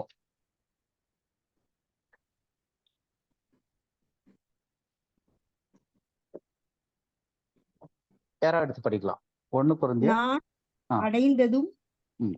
உங்களுக்கு பிரதானமாக ஒப்புவித்ததும் ம். என்னவென்றால், கிறிஸ்துவானவர் வேத வாக்கியங்களின்படி நமது பாவங்களுக்காக மரித்து அடக்கம் பண்ணப்பட்டு வேத வாக்கியங்களின்படி 3ஆம் நாளில் உயிர்த்தெழுந்து. அப்போ ஆஹ், முதல் 2 வசனம் கூட படிச்சுங்களேன். முதல் 2 வசனம் கூட. அன்றியும் சகோதரரே, நான் உங்களுக்கு பிரசங்கித்த சுவிசேஷத்தை மறுபடியும் உங்களுக்கு தெரியப்படுத்துகிறேன். ஒரு நிமிஷம் நீங்களும் ஒரு நிமிஷம். பிரசங்கித்த சுவிசேஷத்தை மறுபடியும் தெரியப்படுத்துறேன் அப்படின்னு சொல்லிட்டு தான் இதை சொல்றாரு. அப்போ இது என்ன அப்படின்னா, பவுல் ஏற்கனவே பிரசங்கித்த அந்த சுவிசேஷத்தை மறுபடியும் அவங்களுக்கு நினைவூட்டுறாரு. அது என்னன்னா, நான் அடைந்ததும் உங்களுக்கு பிரதானமாய் ஒப்புவித்ததும் என்னவென்றால், கிறிஸ்துவானவர் எப்படி வேத வாக்கியங்களின்படி நமது பாவங்களுக்காக மரித்து, அப்ப அந்த மரித்துன்ற வார்த்தை முக்கியமானது.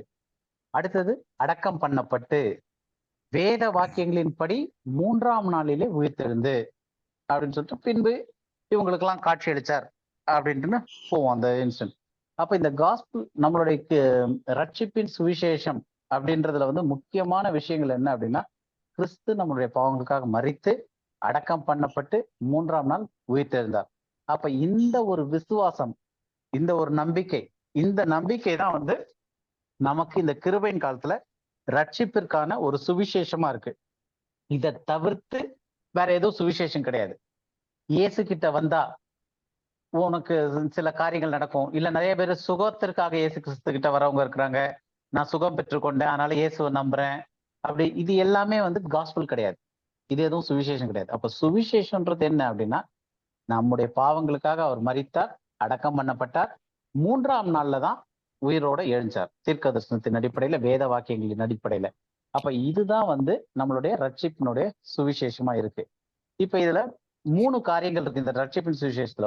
முதல் விஷயம், இயேசு கிறிஸ்து மரிக்கணும், அடக்கம் பண்ணப்படணும். 2வது, 3வது 3ஆம் நாள்ல உயிர்த்தெழணும். அப்ப இந்த 3 கான்செப்ட் இருக்கு இதுல. இப்ப இந்த இதுல முதல் 2 கான்செப்ட் என்ன அப்படின்னு பார்த்தோம்னா, அவரு மரிக்க வேண்டும், மரித்து அடக்கம் பண்ணப்பட வேண்டும் அப்படின்னு இருக்கு. அப்ப கிறிஸ்து மரித்தது எப்போ உயிர்த்தெழுந்தாரு? கிறிஸ்து மரித்த பிறகு எப்போ உயிர்த்தெழுந்தாரு? 3ஆம் நாள். 3ஆம் 3 நாள் இரவு 1 பகலுக்கு ஓகே. அப்புறமா. 3 இரவு 3 பகல். அப்போ 3 நாள் இரவும் பகலும் இருந்துட்டு அதுக்கப்புறம் தான் அவரு உயிர்த்தெழுறாரு. அப்போ 3 நாள் கழிச்சுதான் உயிர்த்தெழுறாருன்னா அந்த 3 நாள் அவர் எங்க இருந்தாரு?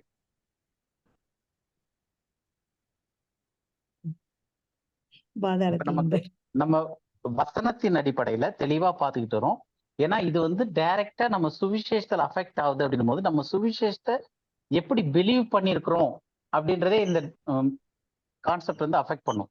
ஏன் அப்படின்னா, முதல் விஷயம் கிறிஸ்து மரிக்கணும், ஓகே. 2வது அடக்கம் பண்ணப்படணும், அதுவும் ஓகே. 3வது 3ஆம் நாள்ல உயிர்த்தெழணும். இப்ப நம்ம எல்லாருக்கும் தெளிவா தெரிஞ்சிருச்சு, இயேசு கிறிஸ்து 3ஆம் நாள்ல 3 இரவு 3 பகல் கழிச்சு யோனாவினுடைய தீர்க்க தரிசனத்தை அடையாளமா சொல்லி, யோனாவுக்கு நடந்ததை மாதிரியே அடையாளம்னு சொல்லி, அதன்படியே அவர் 3 நாள் இரவும் பகலும் கழிச்சு உயிர்த்தெழறான்றது தெளிவா இருக்கு. அப்ப கிறிஸ்து வந்து மரித்த பிறகு 3 நாள் கழிச்சுதான் உயிர்த்தெழறார். இப்ப கேள்வி என்னன்னா, அந்த 3 நாள் இரவும் பகலும் கிறிஸ்து எங்கிருந்தார்?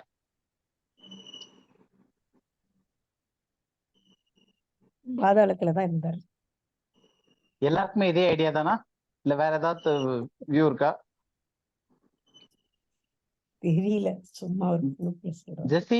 இல்ல அங்கிள், ஏன்னா இப்போ நம்ம ரீசெண்டா இப்ப கொஞ்ச நேரத்துக்கு முன்னாடி நம்ம பார்த்ததா, அப்பனா தட் பிலீஃப் எப்படி இருக்கும்னா, கண்டிப்பா பாதாளத்துலதான் இருந்திருப்பாரு அவரு.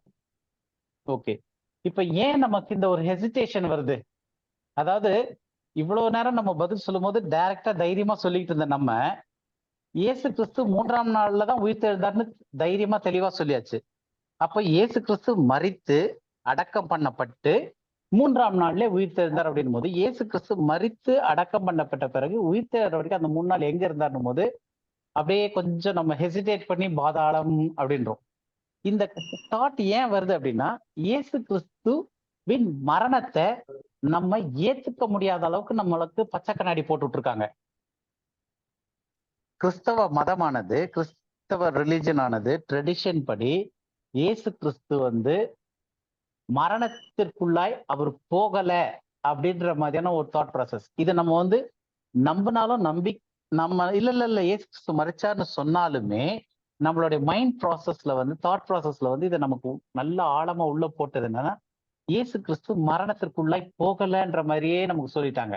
உதாரணத்துக்கு நம்ம அதையும் படிப்போம். உதாரணத்துக்கு இயேசு கிறிஸ்து சிலுவையில மறிச்ச உடனே அவரு ஆவிகள் சிறைப்பட்டிருந்த ஆவிகளுக்கு போய் பிரசங்கிச்சாரு அப்படின்னு பேதுருல இருந்து வசனம் எடுப்பாங்க. ஓகே, அதை நம்ம பார்க்கிறோம்.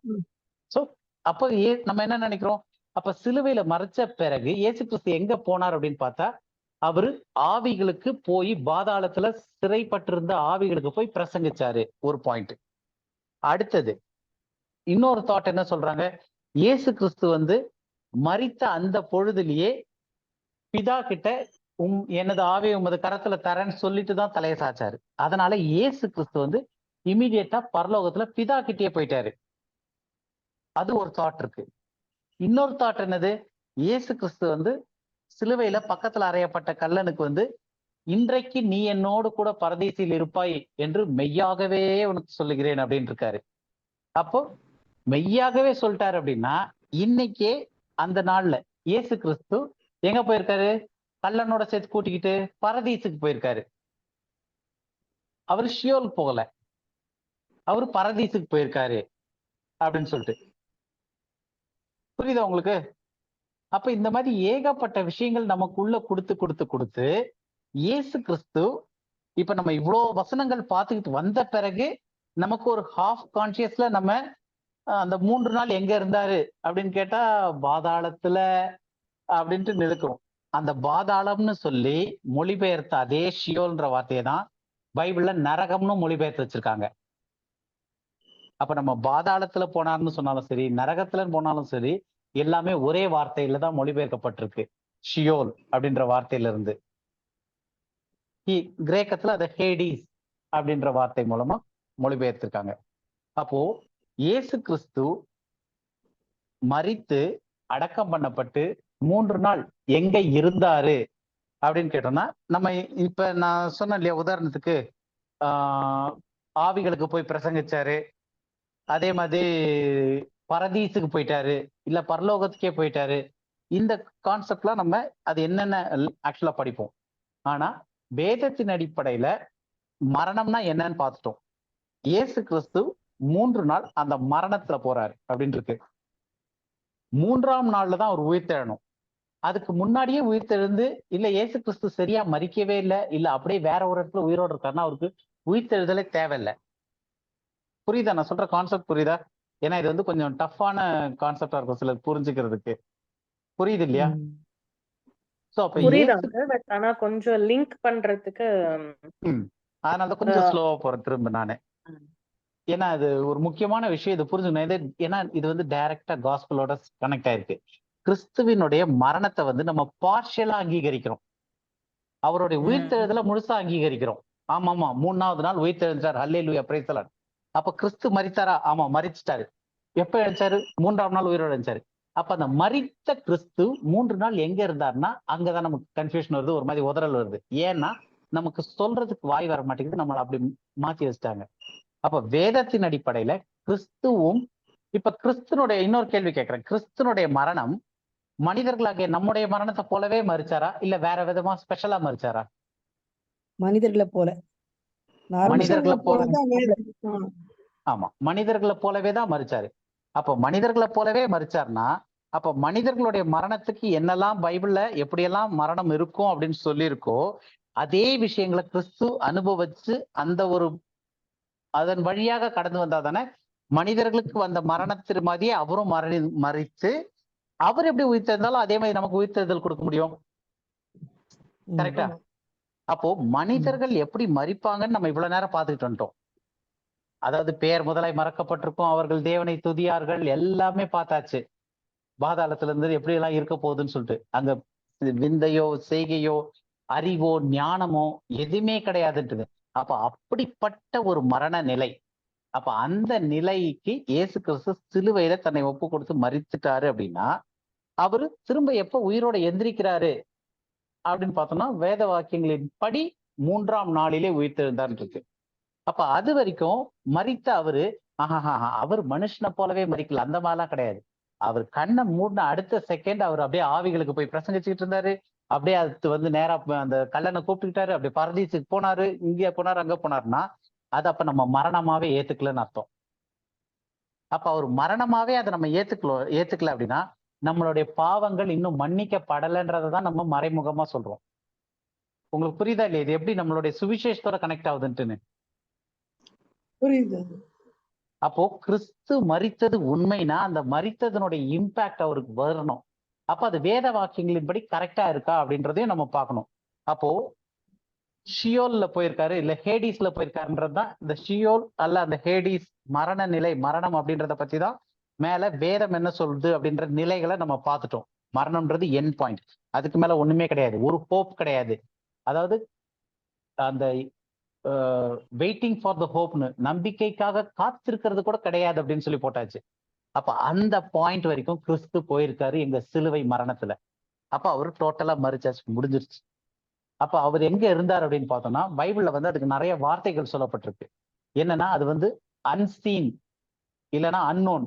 ஏன்னா மரித்தவர்கள் வந்து காண முடியாது, எங்க போனாங்கன்னே தெரியாது அப்படின்றதுனால அதனுடைய இப்ப நம்ம ஹீப்ரூ பைபிள்லயும் சரி அதுல வந்து ஷியோல் அப்படின்ற வார்த்தை பயன்படுத்தப்பட்டிருக்கு. அப்ப அந்த ஷியோல்ன்ற வார்த்தைக்கு என்ன அர்த்தம் அப்படின்னு பார்த்தோம்னா அன்சீன், அன்னோன். அப்ப ஒரு பிளேஸ் ஆஃப் டெட்ன்றாங்க, மரித்தவர்களா இருக்கக்கூடிய இடமா இருக்கு அப்படின்றாங்க. அப்ப அதனுடைய அர்த்தம், மூல அர்த்தம் என்னன்னு பார்த்தோம்னா தெரியாது, பார்க்க முடியாது, இதுதான் அதுக்கு அர்த்தம். அப்ப அன்சீன் போயிட்டாரு, இல்ல தெரியாத காண முடியாத இடத்துக்கு, அறியப்படாத இடத்துக்கு போயிட்டாரு. இன்னொரு இடத்துல பைபிள்ல என்ன சொல்லுது? இயேசு கிறிஸ்து 3 நாள் இரவும் பகலும் பூமியினுடைய இருதயத்தில், ஹார்ட் ஆஃப் த எர்த், பூமியின் இருதயத்தில் இருந்தான் இருக்கு. அதே மாதிரி பூமியினுடைய தாழ்விடத்தில் இருந்தார், ஹேடிஸ், அதுல இருந்தார் இருக்கு. ஷியோலில் இருந்தார் அப்படின்ட்டு இருக்கு. அப்போ இதுல வந்து ஒரு வசனம் படிக்கலாம். மத்தேயு 12வது அதிகாரத்துல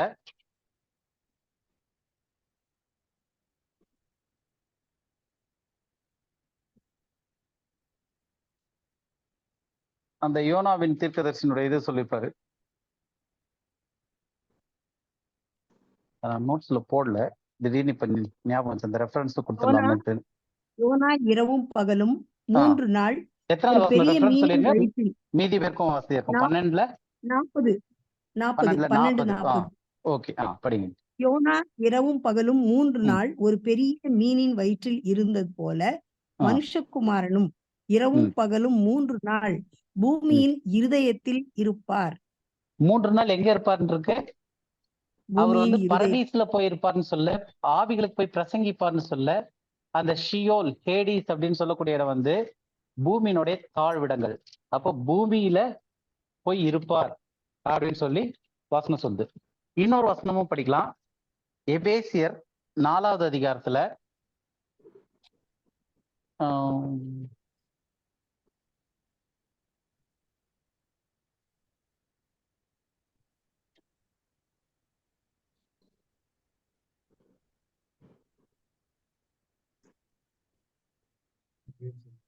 நான் இந்த ஸ்கிரீன்ல சொன்னால எனக்கு எடுக்க முடியல. 9வது வசனம் 4:9 படிங்க. ஏறினார் என்பதினாலே அவர் அதற்கு முன்னே பூமியின் தாழ்விடங்களில் இறங்கினார் என்று விளங்குகிறது அல்லவா? அப்போ பூமியின் ஏறினார் என்பதனாலே அவரு இறங்கினார் என்று தெரிகிறது அல்லவா? பூமியின் தாழ்விடங்களில் இறங்கினார். பூமியின் தாழ்விடத்துக்கு எப்ப இறங்கினாரு இயேசு கிறிஸ்து? மரித்த போது. அப்போ இப்போ இந்த அன்சீன்ற இடமா இருக்கட்டும், இல்ல அன்னோன்னு சொல்லக்கூடிய இந்த இடம் வந்து பைபிள்ல வேற என்ன வார்த்தையினால சொல்லப்பட்டிருக்கு அப்படின்னா ஹார்ட் ஆஃப் த எர்த், பூமியின் இருதய, அங்கதான் 3 நாள் இருந்தாரு. பூமியின் தாழ்விடத்துக்கு இறங்கினார் இருக்கு.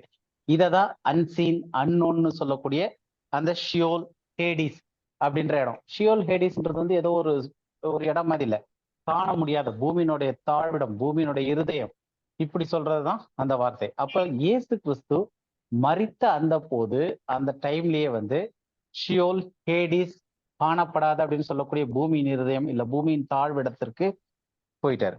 எப்ப வரைக்கும் இருந்தார் அப்படின்னா அவரு உயிர்த்தெழற வரைக்கும் அங்கதான் இருந்திருக்கிறாரு அப்படின்றது தெரியுது. அப்போ கிறிஸ்து வந்து மரித்து 3 நாள் இரவும் பகலும் அங்க பூமியில இல்ல, அவர் அந்த மரித்த நிலைமையிலே இல்லை அப்படின்னா அவர் நம்மளுடைய மரணத்தை மதிய அதே மாதிரியான மரணத்தை அவர் ஏற்றுக்கொள்ளலைன்ற மாதிரி நம்ம சொல்ல வரோம். இப்ப நிறைய பேர் வந்து இல்ல கிறிஸ்து மரித்தாருங்க, ஆனா அவர் வந்து நம்ம மாதிரி அப்படி டோட்டலா டெட்டு அந்த மாதிரிலாம் போக முடியாது, அவர் அப்படி போகல அப்படின்னு நம்பினாலே அவங்க சுவிசேஷமே இன்னும் அவங்களுக்கு போய் சேரலன்னு அர்த்தம். ஏன் அப்படின்னா இயேசு கிறிஸ்து நம்மளை போல பாடுள்ள மனுஷனாதான் மரிச்சாரு அப்படின்னு சொல்லி பார்த்தோம். நம்மளை மதியே தான் மரிச்சாரு அப்படின்னு சொல்லிட்டு அப்பதான் நம்மளுடைய பாவத்திற்காக அவர் மரிக்க முடியும். நம்மளுடைய பாவத்திற்கு நிமித்தமா அவர் மரிக்கிறதுன்றது வந்து அப்பதான் அது வந்து சாத்தியமாகும். அதுக்கு 2 வசனம் படிக்கலாம். அவர் மனிதர்களை போலவே தான் மரிச்சாரு. அவர் ஸ்பெஷலா மரணம்னு சொன்ன பிறகு மனிதர்களுக்கு இல்லாத மாதிரி அவர் தனி ஸ்பெஷல் கேட்டகரியில அவர் பாட்டு சுத்திக்கிட்டு வச்சுக்கிட்டு இருந்தாரு. அவருக்கு செய்கையோ வித்தையோ இருந்துச்சு, அறிவோ ஞானமோ இருந்துச்சு அப்படின்னு சொல்ல முடியாதுன்றதுக்கு சில 2 வசனம் பார்க்கலாம். ரோமர் 8 3வது வசனம். ரோமர் 8வது அதிகாரம் 3வது வசனம். அது எப்படி எனில் மாம்சத்தினாலே பலவீனமாய் இருந்த நியாயப்பிரமாணம் செய்யக்கூடாததை தேவனே செய்யும்படிக்கு தம்முடைய குமாரனை பாவ மாம்சத்தின் சாயலாகவும் பாவத்தை போக்கும் பலியாகவும் அனுப்பி மாம்சத்திலே பாவத்தை ஆக்கினைக்குள்ளாக தீர்த்தார். அப்போ இந்த வசனத்துல வந்து பாவ மாம்சத்தின் சாயலாகவும் அப்படின்னும் போது மனுஷனுடைய சாயல், தேவனுடைய சாயல சிருஷ்டிக்கப்பட்ட மனிதனுடைய சாயல், ஆதாமின் சாயல் பாவம் செய்த போது பாவ மாம்சத்தின் சாயலாக மாறியது. அப்ப அந்த சாயல்ல இது நம்ம ஏற்கனவே 2-3 வாரத்துக்கு முன்னாடி பார்த்தோம். இயேசு கிறிஸ்துவோட இதுல வந்து அவர் முதல்ல எப்படி தேவனுடைய மகிமையில இருந்தாரு, அதுக்கப்புறம் 2000 வருஷம் முன்னாடி பிறக்கும் போது இந்த மாம்ச உருவுல மாம்சத்துல வரும்போது அவர் பாவ மனுஷனுடைய சாயலை எடுத்துக்கிட்டு வந்தாரு. மறுபடியும் அவர் உயிர்த்தெழுந்து வந்தப்ப வந்து உயிர்த்தெழுந்த சாயல் இருந்தாரு, பாவ மனுஷனுடைய சாயல்ல இல்லை அப்படின்னு பார்த்தோம். அப்ப அதே மாதிரி பாவ மனுஷனுடைய சாயலாகவும் பாவத்தை போக்கும் பலியாகவும். அப்ப 2 விஷயம் அது. ஒண்ணு பாவ மனுஷ சாயலும் போது மனுஷன் நம்ம எப்படி இருக்குமோ அதே மாதிரி. அப்ப பாவத்தை போக்கும் பலியாகனா அப்ப என்ன அந்த பிராயசத்தை என்ன வேணுமோ, மனுஷ செத்தா எப்படி ஆகுமோ அதே விஷயத்தை தான் அவரும் அனுபவிச்சாரு. மாம்சத்திலே பாவத்தை ஆக்கினைக்குள்ளாக தீர்த்தார். அப்ப மாம்சத்திலே பாவத்தை வந்து ஆக்கினைக்குள்ளாக தீர்த்தார் அப்படின்னும் போது எப்படி அதை சாத்தியப்படுத்தினார், பாவத்தை எப்படி ஆக்கினைக்குள்ளாக தீர்த்தார் அவருடைய மாம்சத்துல அப்படின்னு பார்க்கணும்னா அது வந்து அவருடைய சிலுவையில தான் நடந்துச்சு. அதை பார்க்கறதுக்கு வந்து பிலிப்பியர்ல 2வது அதிகாரம் 7-8 2 வசனம். பிலிப்பியர் 2வது அதிகாரம் 7வது வசனம் 8வது வசனம் படிங்க. தம்மை தாமே வெறுமையாக்கி அடிமையின் ரூபம் எடுத்து மனுஷர் சாயலானார். அவர் மனுஷ ரூபமாய் காணப்பட்டு மரண பரியந்தம், அதாவது சிலுவையில் மரண பரியந்தமும் கீழ்ப்படிந்தவராகி தம்மை தாமே தாழ்த்தினார். இப்ப இதுல பார்த்தோம்னா முக்கியமான விஷயங்கள் வந்து அவர் வெறுமையாக்கி அடிமையின் ரூபம் எடுத்து. அப்ப அடிமையின் ரூபம்னு போது என்ன அடிமைன்னு நினைக்கிறீங்க? அந்த அடிமையின் ரூபம்னா என்ன, யாராவது சொல்ல முடியுமா? அடிமையின் ரூபம்னு ஏன் அங்க வருது?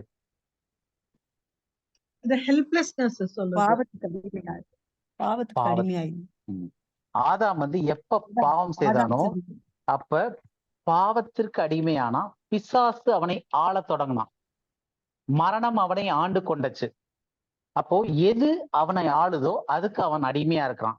அப்ப பாவம் அவனை ஆண்டு கொண்டது, பிசாசு அவன் மேல ஆளுகையை செலுத்த ஆரம்பிச்சான், மரணம் அவனை ஆண்டு கொண்டது. அப்ப இந்த காரியங்களுக்கு எல்லாத்துக்கும் ஆதாம் என்ன ஆனா மனுக்குலம் அடிமையானது.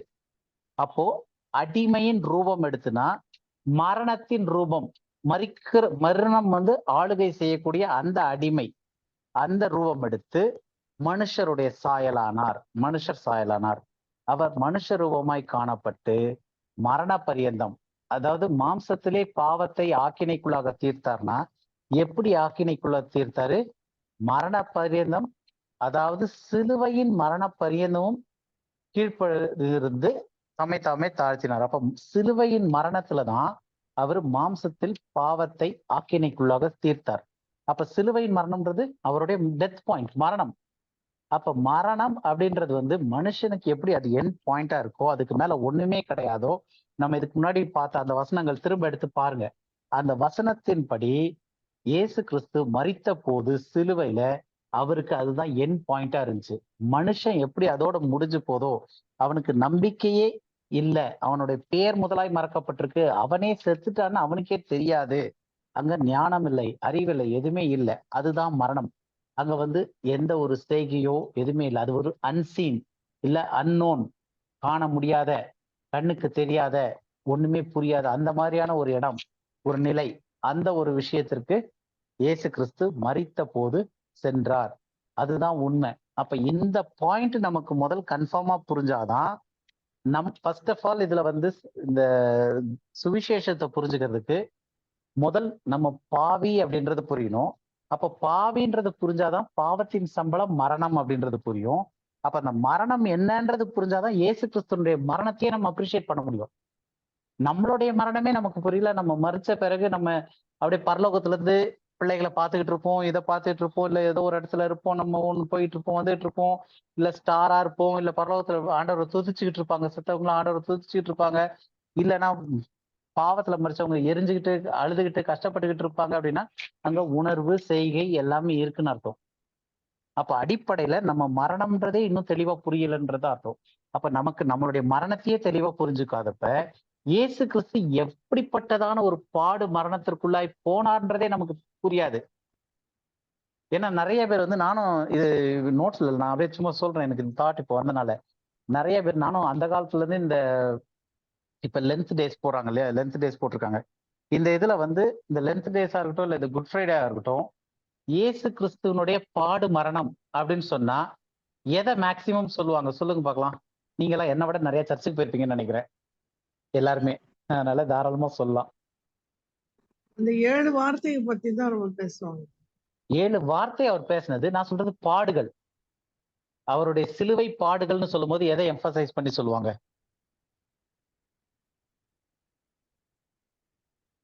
அவரை சாட்டையில அடிச்சது, முள்முடி சூட்டினது, சாட்டையில் சிலுவை அடிச்சது, சுமக்க வச்சது, முள்முடி சூட்டினது, அவரையே சிலுவை சுமக்க வச்சது, சிலுவை வேற சுமக்க வச்சது, அவரை காரி உமிழ்ந்தது, ஆமா, அவமானப்படுத்துறது, அவமானப்படுத்தினது. அப்படி இத வந்து பாடுகளா சொல்லி நான் வந்து எவ்வளோ தடவை நான் கேட்டு பார்த்திருக்கேன். உண்மையான இயேசுவினுடைய அந்த சிலுவை பாட பத்தி ஒருத்தர் கூட பேசினது கிடையாது, நான் இது வரைக்கும் கேட்டதில்ல. ஏன் அப்படின்னா இயேசு கிறிஸ்துவனுடைய சிலுவை பாடுகள்ன்றது வேற.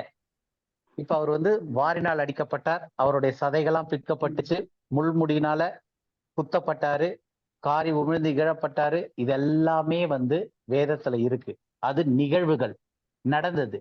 இயேசு கிறிஸ்து இந்த நிகழ்வுக்காக கெத்செமனே தோட்டத்துல முழுதும் பிரயாசப்பட்டு அழுது ரத்த வேர்வை சிந்தி அழுது பிரயாசப்படல, இல்ல கேட்கல. ஆண்டவரே இந்த பாத்திரம் என்னை விட்டு நீங்க கூடுமானால் நீங்கட்டும், இருந்தாலும் எதுக்காகவே வந்த உம்முடைய சித்தம் நடக்கட்டும்னு சொல்லிட்டு இந்த மரண பயத்துக்காக.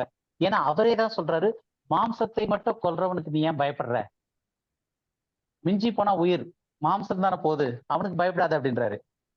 அப்போ மாம்சத்துல இயேசு கிறிஸ்து பட்ட சித்திரவதைகள் அப்படின்றது வந்து அங்க அவரு சித்திரவதையாவே பார்க்கல, அதை சொல்ல. ஏன்னா இயேசு கிறிஸ்து வந்து ராத்திரி காட்டி கொடுக்கப்படுறாரு, அவரு விடிய காலில் எடுத்துட்டு வராங்க, ஒவ்வொரு இடமா கோர்ட்ல எல்லாம் கூட்டு வராங்க, எல்லாம் இது பண்றாங்க. அதுக்கப்புறம் அவர் சிலுவையில் அறையிறாங்க, 12 மணிக்கு சிலுவையில் அரைஞ்சு முடிக்கிறாங்க, 3 மணிக்கு அவர் உயிர் பிரியுது. அப்போ இதுக்கு இடப்பட்ட நேரத்துல சாயந்தரத்துல ஆரம்பிச்சு மறுநாள் 12 மணிக்கு சிலுவையில் அரைஞ்சு 3 மணிக்கு உயிர் பிரியுது. அப்ப இதுக்கு இடப்பட்ட டைம்ல மட்டும்தான் அவருடைய சரீர பிரகாரமான அந்த பாடு. அப்ப அந்த பாடை நான் குறை சொல்ல, அதை தெளிவா புரிஞ்சுக்கணும். அந்த பாடு வந்து இயேசு கிறிஸ்து இந்த இந்த சிலுவை பாடுன்னு சொல்றது வந்து இந்த வாரினால் அடிக்கப்படுறதோ, இல்ல சிலுவையை அவரே சுமந்துகிட்டு வர்றதோ, இல்ல முள்முடி தலையில சூட்டப்பட்டதோ, இது வந்து அவர் வந்து இதுக்காக வியாகுலப்பட்டு அழுவல. அவரு தன்னுடைய மாம்சத்தை கிழிச்சு பிச்சிருவாங்களேன்னு சொல்லிட்டு பயந்து அழுவல. அவரு இயேசுக்கு பிதா கிட்ட வந்து பிரேயர் பண்ணல. இதுக்கு பின்னாடி இன்னும் ஆழமான சத்தியம் இருக்கு. நமக்கு அது ஒரு நாளும் பிரசங்கிக்கப்படாததுனாலதான் நம்ம வந்து மேலோட்டமா இதை பார்த்துட்டு இதை பார்த்த உடனே ஓ இதுதான் பாடு மரணம்னு சொல்லிட்டு போயிடுறோம். இது ஏன் இதை சொல்றேன்னா, உதாரணத்துக்கு நமக்கு ஈஸியா புரிஞ்சுக்கணும்னா, அதை விட பாடுபட்டு மரித்த அநேக மனிதர்கள் இருக்காங்க வரலாற்றுல. அதுவும் வருஷக்கணக்கா கொடுமைப்பட்டவர்கள்லாம் நிறைய பேர் இருக்காங்க. அதாவது சித்திரவதை அனுபவிச்சு செத்தவங்க எத்தனையோ கோடிக்கணக்கான மக்கள் இருக்காங்க. மாம்சத்துல சித்திரவதை அனுபவிச்சவங்க. இயேசு கிறிஸ்துக்கு அன்னைக்கு சாயந்தரத்துல இருந்து ஆரம்பிச்சு அது வரைக்கும் சீஷர்கள் எல்லாம் கூட சுத்திக்கிட்டு வச்சுக்கிட்டு அற்புதம் செஞ்சு போயிட்டு இருந்தாரு. காட்டி கொடுத்து அந்த ராபோஜனை முடிச்சதுக்கு அப்புறம் தான் நீ சீக்கிரம் போய் செய்கின்றாரு. அப்புறம் கெத்செமனே தோட்டத்துல போய் ஜெபம் பண்றாங்க. காட்டி கொடுக்கப்பட்டு அங்க வந்து அரெஸ்ட் பண்றாங்க. அதுல இருந்து ஆரம்பிச்சு அடுத்த நாள் பகல் 3 மணிக்குள்ள அவர் இறந்துறாரு. அப்போ அவருடைய பாடு டைமிங்கும் மற்றவர்களும் அதை விட அதிகம். நான் சொல்ல வர பாயிண்ட் புரியும்னு நினைக்கிறேன் உங்களுக்கு. மற்றவர்களுக்கு உலக பிரகாரமா அதை விட அதிகமான சரீர பிரகாரமான பாடுகள் இருந்திருக்கு. எத்தனையோ விதமான வியாதிகள் பிரச்சனைகள் இருந்திருக்கு. எவ்வளவு அவமான நிந்தைகள்லாம் இருந்திருக்கு. மாம்சத்துல எத்தனையோ அடி வாங்கியிருக்காங்க, எல்லாம் பண்ணிருக்காங்க. அப்ப இயேசு கிறிஸ்து வந்து மாம்சத்தை குறித்து சொல்லும் போது மாம்சத்தை மட்டும் கொல்றவனுக்கு நீ கவலையப்படாதுன்றாரு. அவர் சொல்லிட்டு அவரே அதுக்காக கவலைப்படுவாரா? அப்போ அடிப்படையில என்ன அப்படின்னா, இயேசு கிறிஸ்துவனுடைய பாடு மரணம் சிலுவையில அப்படின்னும் போது அவரு அந்த மரணம்ன்றது நமக்கு தான் புரியல. அதனால இந்த அடி வாங்குறதையும் முள்முடி சூட்டினதையும் காரி உமிழ்ந்ததையும் நம்ம பெருசா பேசுறோமே தவிர, அவரு வந்து வியாகுலப்பட்டது வந்து மரணம்ன்ற பாயிண்ட்டுக்கு. ஏன்னா தேவனோடு முதல் சிருஷ்டியா இருந்து ஆதி முதலா இருந்து அவருடைய மகிமையா இருந்து அவருடைய வார்த்தையா இருந்து அவருடைய சத்தமா இருந்து அவருடைய ரூபமா இருந்து அப்படிப்பட்டதான தேவனுடைய ஒரே பேரான குமாரன்னு சொல்லக்கூடிய அந்த இயேசு கிறிஸ்து முதலாவது ஆக்சுவலா இந்த பாவ மனுஷனுடைய சாயலை எடுத்துக்கிட்டு வரும்போதே சிலுவை பரியந்தம் ஒப்புவித்துதான் வராரு. அப்ப அவர் வந்ததே வந்து மகிமையை அங்கேயே வச்சுட்டு அதை கொள்ளையாடின பொருளாக எண்ணாமல் வச்சுட்டு வந்துடுறாரு. பிலிப்பியர்ல சொல்லும் போது நம்ம படிச்சதுக்கு 2 வருஷம் முன்னாடி 1 வருஷம் முன்னாடி இருக்கும். அப்ப அப்படிப்பட்டதான ஒரு நிலைமையில அவர் இங்க வரும்போது இதற்காக தான் வராரு. அப்ப அவர் இந்த பாடுக்கும் இந்த இதுக்காக வியாகுலப்படல. ஏன்னா அதை மனுஷ சாயலை எடுக்கும் போதே அவரு அதுக்கு ரெடி ஆயிட்டாரு. ஆனா அவர் எதுக்காக கடைசி அந்த என் பாயிண்ட்ல போகும்போது இது பண்றாருன்னா, நம்ம ஏற்கனவே படிச்சவதான் மரணம்ன்றது ஒரு ப்ராசஸ். அது கர்ப்பத்தில் ஆரம்பிச்சு ஒரு பாயிண்ட்ல போய் முடியும். அந்த முடிகிற பாயிண்ட் தான் மரணம். அதுக்கு மேல ஒண்ணும் கிடையாது அப்படின்ற அந்த என் பாயிண்ட். அப்ப அந்த என் பாயிண்ட் வரப்போகுதுன்றதுனால மரித்த பிறகு இயேசு கிறிஸ்துக்கு தான் இயேசு கிறிஸ்து என்று தெரியாது. இது வந்து கேட்கறதுக்கு வந்து ரொம்ப கஷ்டமான சத்தியமா இருந்தாலும் வேதத்தின் சத்தியம் இதுதான். அதுதான் அவருடைய பாடு மரணம். அவருடைய மரணம் அவ்வளவு பாடானது. அது ஏன்னா அவர் நினைச்சே பார்க்க முடியாத ஒரு விஷயமா இருந்துச்சு. அதற்கப்புறம் தேவனை துதியார்கள். மரித்தவர்கள் தேவனை துதியார்கள்.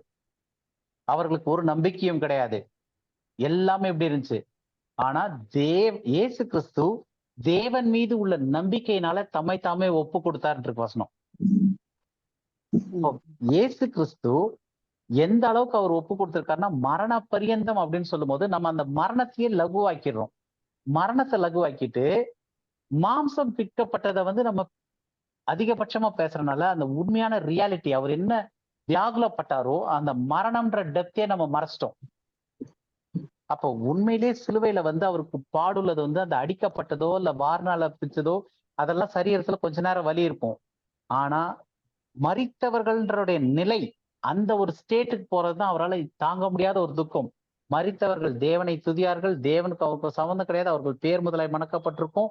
அது வந்து பாவத்தினுடைய சம்பளம், பாவத்தினுடைய விளைவு, அந்த மரணம். இப்ப நம்ம என்ன பண்ணியாச்சு, மரணத்தை வந்து ரொம்ப லகுவாக்கிட்டனால இயேசு கிறிஸ்துவனுடைய மரணத்தையே புரிஞ்சுக்காதனால்தான் நமக்கு வந்து நம்மளுடைய மரணமும் புரியல. இந்த மரணம் புரிஞ்சாதான் இயேசு கிறிஸ்து எவ்வளவு எதுக்காக அப்படி வியாகுலப்பட்டார் கெத்செமனே தோட்டத்துலன்றது புரியணும்னா முதல் மரணம்னா என்னன்றது நமக்கு புரிஞ்சாதான், அந்த என் பாயிண்ட் என்னன்னு புரிஞ்சாதான் அவர் ஏன் அவ்வளவு வியாகுலப்பட்டார்ன்றது புரியும். அப்ப அந்த ஒரு நிலைக்கு, அந்த ஒரு சூழ்நிலைக்கு இயேசு கிறிஸ்து சிலுவையில போய் தன்னுடைய கடைசி பரிந்தம், அதான் நம்ம அந்த வசனத்துல பார்த்து மரண பரியந்தம் அப்படின்னு சொல்லிட்டு பாக்குறோம். அவர் மனுஷ ரூபமாய் காணப்பட்டு மரண பரியந்தம், அதாவது சிலுவையின் மரண பரியந்தம் கீழ்ப்படிந்தவராய் தம்மை தாமே தாழ்த்தினார். அப்ப சிலுவையில அடி வாங்கின பரியந்தம் இல்ல, அதெல்லாம் வெறும் சரீரத்துக்கானது. ஆனா மரணம்ன்றது ஆத்துமாக்கு. ஏற்கனவே நம்ம போன வாரம் இதுல பார்த்தோம், அவர் தன்னுடைய ஆத்துமாவை மரணத்தில் ஊற்றி அப்படின்னு சொல்லிட்டு. ஏன்னா இன்னைக்கு இந்த டாபிக்கோட நம்ம முடிச்சிருவோம். இதுலயே வந்து அடுத்தது பார்த்தோம்னா வெறும் கிறிஸ்துவினுடைய மரணத்தை பற்றி மட்டுமே போட்டிருக்கு. அவருடைய ஆவி, ஆத்மா, சரீரம் என்ன ஆச்சு மரணத்துல அப்படின்றத பத்தி நம்ம நெக்ஸ்ட் வீக் இன்னும் டீட்டெயிலா படிக்க போறோம். ஏன்னா இது ரொம்ப ரொம்ப ரொம்ப முக்கியமான சத்தியம், மறைக்கப்பட்ட ஒரு சத்தியம். ஏன்னா பிசாசுக்கு வந்து எப்படி வந்து அந்த அவன் சொன்ன முதல் பொய், நீ சாகவே சாக மாட்டாய்ன்னு சொன்னதை இன்னைக்கு எல்லா மதங்களையும் நம்ப வச்சு அவன் பண்ணிக்கிட்டு இருக்கான். எப்படியா இருந்தாலும் சரி, மறிச்சா சரீரம் மட்டும்தான் பிரியும், ஆத்மா ஏதோ ஒரு நிலையில உயிரோடே இருக்கும் அப்படின்னு சொல்லிட்டு. அப்ப அந்த ஒரு நிலைக்கு வந்தனால நமக்கு மரணம், நமக்கே நம்மளுடைய மரணம் என்னன்றது புரியல. அப்ப அந்த டெப்த், அந்த ஒரு இது புரியாம என்ன பண்றோம், நம்ம நரகம் அப்படின்னு ஒரு புதுசா ஒண்ணு கிரியேட் பண்ணி பாவத்தின் சம்பளம் நரகம்ன்ற மாதிரி ஆக்கி நரகத்துல எரிஞ்சுக்கிட்டு இருக்காங்க. இது பண்றது நம்ம அதெல்லாம் ஹெல்த் ஸ்டடியில படிப்போம், இப்ப அது வேண்டாம். ஆனா நரகம்ன்றது பைபிள்ல எப்படி அந்த இதெல்லாம் வந்திருக்கு என்னன்றது நம்ம படிப்போம். ஆனா இந்த இடத்துல வந்து பாவத்தின் சம்பளம் மரணம். அப்ப தேவன் வந்து அந்த ஒரு மரணத்தை நினைச்சுதான் வியாகுலப்பட்டு இது பண்றாரு. ஏன்னா அந்த அது வந்து அவ்வளவு முடியும் தன்மை உள்ளது. அதுக்கப்புறம் அது ஒரு ஹோப்பே இல்லாத ஒரு நிலைமையா போகுது. ஒண்ணுமே அதுக்கப்புறம் இல்ல அப்படின்ற ஒரு சூழ்நிலைக்கு கொண்டு வர்றதுதான் அந்த மரணம்ன்றது. அதுதான் அந்த பாவத்தினுடைய விளைவு. அந்த விளைவை இயேசு கிறிஸ்து ஏற்றுக்கொள்றதுனால தான் அது வியாகுலப்பட்டு கெத்செமனேல ரத்த வேர்வை சிந்தி எல்லாம் இது பண்ணது வந்து இந்த வாரினால் அடிக்கிறதுக்கோ. அதனால நம்ம இனிமேல் நல்ல தெளிவா ஒரு விஷயம் புரிஞ்சுக்கணும். சிலுவையின் பாடு மரணம்னு சொன்னா அவரு சிலுவையில வாரினால் அடிக்கப்பட்டதோ, இல்ல அவரே சிலுவையை தூக்கிட்டு வந்ததோ, முள்முடி சுட்டப்பட்டதோ, இதுக்காகலாம் இயேசு கிறிஸ்து அழல. அது வந்து அவரு சகிக்கிறதுக்கு தான் வந்தாரு. அவரால் சகிக்க முடியாத அந்த பாடு என்ன அப்படின்னா அந்த மரணம்ன்றது. ஏன்னா மரணம்ன்ற உண்மையான அந்த நிலையை வந்து அவருக்கு தெரியும், நமக்கு தான் புரியாம மறைச்சு வச்சிருக்காங்க. டிரான்ஸ்லேஷன் எரரு நிறைய, நமக்கு போதிக்கப்பட்ட விதம் இதெல்லாம் வந்து நமக்கு இப்ப புரியாம ஓகே மரணம், இயேசு மரணம் அடைஞ்சாரு, அப்புறம் அப்படியே போய்கிட்டு இருந்தாரு, வந்துட்டு இருந்தாரு, ஆவிகளுக்கு பிரசங்கிச்சாரு, பரலோகத்துக்கு போயிட்டாரு அப்படின்ட்டு நிறைய விஷயம் சொல்லிட்டு இருக்கோம். ஆனா அந்த மரணம் என்றது என்னன்றது நமக்கு புரியாட்டியும் இயேசு கிறிஸ்துக்கு தெரியும் அது மரணம்ன்றது என்னன்ட்டுன்னு. அவ்வளவு கோரமானது. ஏன்னா பாவத்தினுடைய விளைவே அதுதான், பாவத்தினுடைய முடிவு, அதனுடைய கூலி, பாவத்தின் சம்பளம் மரணம். அப்ப அப்படிப்பட்டதான ஒரு மரணத்தை அவர் எதிர்கொள்ளணுமே. இந்த மனிதர்கள் செஞ்ச பாவம் அதே மாதிரியான மனித உருவிலே வந்து அந்த பாவத்திற்கு பரிகாரமா செய்யும் போது மனிதர்களுக்கு வேண்டிய மரணம் இவரும் ஏத்துக்கிறாரு. அப்ப அந்த ஒரு எண்ட் பாயிண்ட் போயிட்டனாலதான் அவரு வியாகுலப்படுறாரு. அதனால அதுதான் வந்து இயேசு கிறிஸ்துவனுடைய பாடு மரணம். அதை நினைச்சுதான் அவர் கெத்செமனே தோட்டத்துல அழுதாரே தவிர வாரினால் அடிக்கப்படுறதுக்கோ சிலுவையில இருந்து போய் சுமந்து தூக்கிட்டு போறதுக்கோலாம் அவரு இது வியாகுலப்படவே இல்லை. அடுத்தது, கிறிஸ்து வந்து மரித்தப்ப என்ன நிலைமையில இருந்தாரு அப்படின்னு பார்க்கணும். அப்படின்னா நம்ம ஏற்கனவே நம்ம பார்த்தோம் இல்லையா, மரித்தவர்கள் என்ன நிலைமையில இருப்பாங்க அப்படின்னு சொல்லிட்டு வேதாமத்தின் அடிப்படையில அதே கன்க்ளூஷனை தான் மறுபடியும் எடுத்து நான் இங்க போட்டு வச்சிருக்கேன். கிறிஸ்து வந்து மரித்த போது அந்த 3 நாள் இரவும் பகலும் அவர் உயிர் தெழற வரைக்கும் எங்க இருந்தார்னா மரித்திருந்தார். மரித்திருந்தார்னா எப்படிப்பட்ட நிலைமையில இருந்தாரு, அதுதான் அவருக்கு இறுதி புள்ளி, end of Lord Jesus Christ. கர்த்தராகிய இயேசு கிறிஸ்துனுடைய எண்ட் பாயிண்ட் அதுதான், அவருடைய மரணம். ஏன்னா மரித்தவர்கள் ஒன்றும் அறியார்கள். இயேசு கிறிஸ்துக்கு வந்து அந்த டைம்ல எதுவுமே தெரியாது, அறியார்கள். அவர்களுக்கு இனி ஒரு பலனும் இல்லை. மனிதர்களுக்கு என்ன இருந்துச்சோ அதே தான் இயேசு கிறிஸ்துக்கும். ஏன்னா மரணம்ன்றது எல்லாருக்கும் காமன். மனிதர்கள் மரிக்கக்கூடிய அந்த நிலைமையில இயேசு கிறிஸ்து மரிக்கலன்னா அப்ப அது பிராயசித்தமே கிடையாது. மனிதர்களுக்காக அவர் மரிச்சதில்லை, அவர் வந்து ஏதோ ஜீவூம்பா பண்ணிட்டு போயிட்ட மாதிரி ஆயிரும். இயேசு கிறிஸ்து ஜீவூம்பா பண்றதா இருந்தா மனுஷ சாயல்ல வர வேண்டிய அவசியமே கிடையாது. அவர் மனுஷ சாயல்ல வந்திருக்கிறாருன்றதே வந்து மனுஷன் எப்படி பாடுபடுறானோ, மனுஷனுடைய நிலைமையில எப்படி இருக்கிறானோ அவனுடைய மரணம், அதே மரணத்தை அவர் ருசிக்கிறதுக்கு, அதே மரணத்தை ஏற்றுக்கொள்றதுக்கு தான் மனுஷ சாயல்லே வந்தாரு. தேவனா இதை செய்யல, மனுஷ சாயல் வந்தார். அப்போ அவர்களுக்கு இனி ஒரு பலனும் இல்லை. மரித்தவர்கள் மௌனத்தில் இறங்குகிறார்கள், அவர்கள் கர்த்தரை துதிக்கிறது இல்லை. அங்கு செய்கை வித்தை அறிவு ஞானம் இல்லை, கர்த்தரை துதிப்பதில்லை. அங்க அவர்களுக்கு சத்தியத்திற்கான நம்பிக்கையுடன் காத்திருக்கிற ஒரு விஷயமே தெரியாது, கிடையாது. அப்போ இயேசு கிறிஸ்து உயிரோடு இருக்க வரைக்கும் உயிரோடு இருக்கிறவர்கள் தாங்கள் மரிப்பதை அறிவார்கள். இயேசு கிறிஸ்துக்கும் தெரியும் சிலுவை மரணம் பரியந்து போற வரைக்கும் நான் வந்து உலகத்தினுடைய பாவத்திற்காக மரிக்கிறேன் அப்படின்றது தெரியும். அவர் சிலுவை மரணத்துல நான் மரிக்க போறேன்றது தெரியும். வியாகுலப்பட்டு அழுகுறாரு. ஆனா எப்ப மரித்தாரோ அதோட இயேசு கிறிஸ்துவுக்கு எண் அந்த, ஏன்னா மரணம்ன்றது எண்ட். மனிதர்களுக்கு எப்படி எண்டா இருக்கோ அதே மாதிரி இயேசு கிறிஸ்துக்கு வேண்டி. ஏன் அப்படின்னா அது வரைக்கும் யாரும் உயிர்த்தெழவில்லை. அதை நம்ம பின்னாடி பார்ப்போம். ஏன்னா நிறைய இடத்துல வந்து பழைய ஏற்பாட்டுல வந்து எலியா உயிர்த்தெழ வச்சிருக்கிறாரு, எலிசா உயிர்த்தெழ வச்சிருக்காரு, இயேசு கிறிஸ்து உயிர்த்தெழ வச்சாரு, நிறைய பேர் உயிர்த்தெழ வச்சிருக்காங்க பழைய ஏற்பாட்டுல கூட, இயேசு கிறிஸ்து மரித்து உயிர்த்தெறதுக்கு முன்னாடி. அப்ப அது என்னன்றது நம்ம பார்க்குறோம், நெக்ஸ்ட் வீக் பார்ப்போம் அதை. அப்போ இந்த வீக்ல நம்ம பார்க்கறது வந்து, அப்ப இயேசு கிறிஸ்து வந்து உயிர்த்தெழுற வரைக்கும் அவரு உண்மையான 100% அந்த மரணம்னு பைபிள் என்ன சொல்லுதோ அந்த நிலையில போய் மனிதனை எப்படி போறானோ அதே நிலைமையில அவரும் போனார். அப்ப அந்த 3 நாள் அவருக்கு வந்து ஃபைனல் பாயிண்ட், அதான் என் பாயிண்ட், அந்த இறுதி புள்ளி வரைக்கும் போயிட்டார். கிறிஸ்து அந்த 3 நாள்ல வந்து ஒண்ணுமே தெரியாது, உயிர்த்தெழவே இல்லை.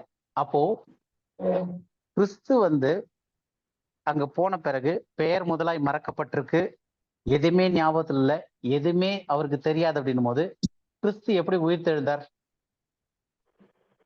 3ஆம் நாள்ல கிறிஸ்து எப்படி உயிர்த்தெழுந்தார்? பிதா உயிரோட எழுப்பினார் அவரை. ஏன்னா மரித்தவர்கள் ஒன்றும் அறியார்கள். அப்ப இயேசு கிறிஸ்துவுக்கு அவர் மரண பரியந்தம் தன்னை ஒப்புவிக்கும் போது தேவன் தன்னை உயிரோடு எழுப்புவார் என்ற விசுவாசத்தோட, ஏன்னா உயிரோடு இருக்கும்போது அவருக்கு எல்லாம் தெரியும், அந்த விசுவாசத்தோடு கூட மரித்தார். ஆனா மரித்த பிறகு அவர் பெயர் முதலாய் மறக்கப்பட்டு, ஜென்ரலா ஒரு மனிதர் மரித்தா என்ன பைபிள் எப்படி சொல்லுதோ அதே நிலைமையில போயிட்டு அந்த ஷியோல், ஹேடிஸ், டிரான்ஸ்லேஷன் படி அவங்க பண்ண பாதாளம் இல்ல நரகம், என்ன வார்த்தைனாலும் போட்டுக்கலாம், அந்த இடத்துக்கு அந்த நிலைமைக்கு போயிட்டார்.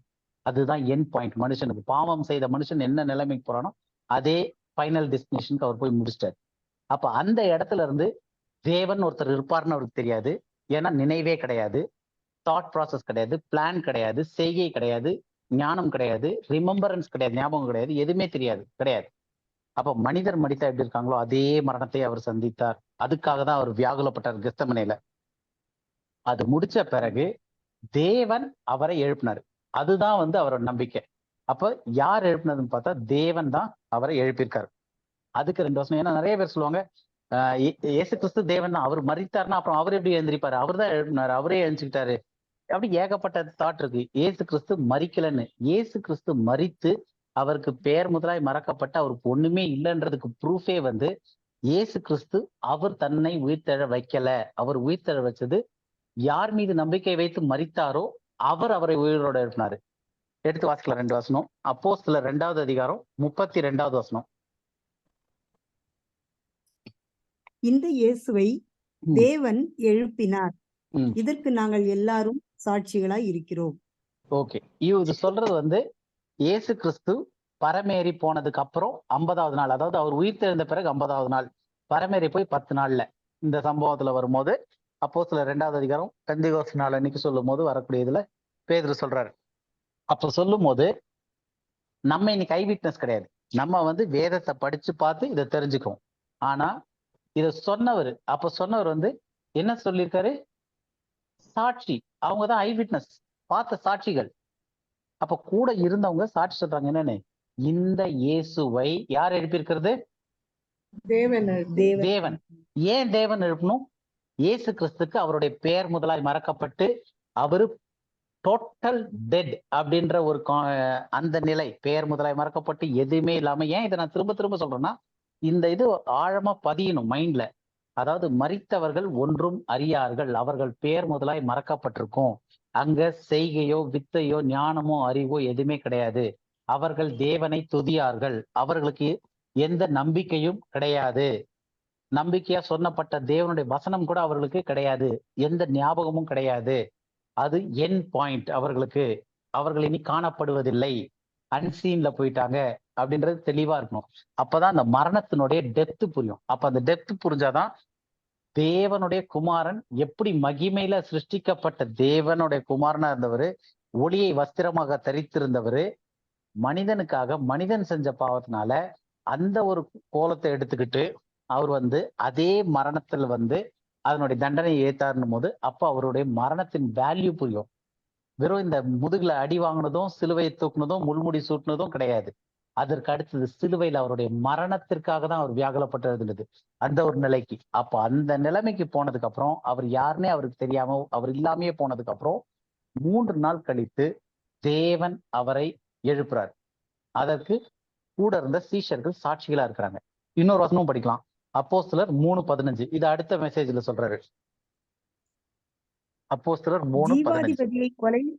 ஜீவாதிபதியை கொலை செய்தீர்கள், அவரை தேவன் மரித்தோரிலிருந்து எழுப்பினார், அதற்கு நாங்கள் சாட்சிகளாய் இருக்கிறோம். மறுபடியும் 2வது வாட்டி நாங்கள் சாட்சிகளா இருக்கிறோம்னு விட்னஸ் பண்றாங்க.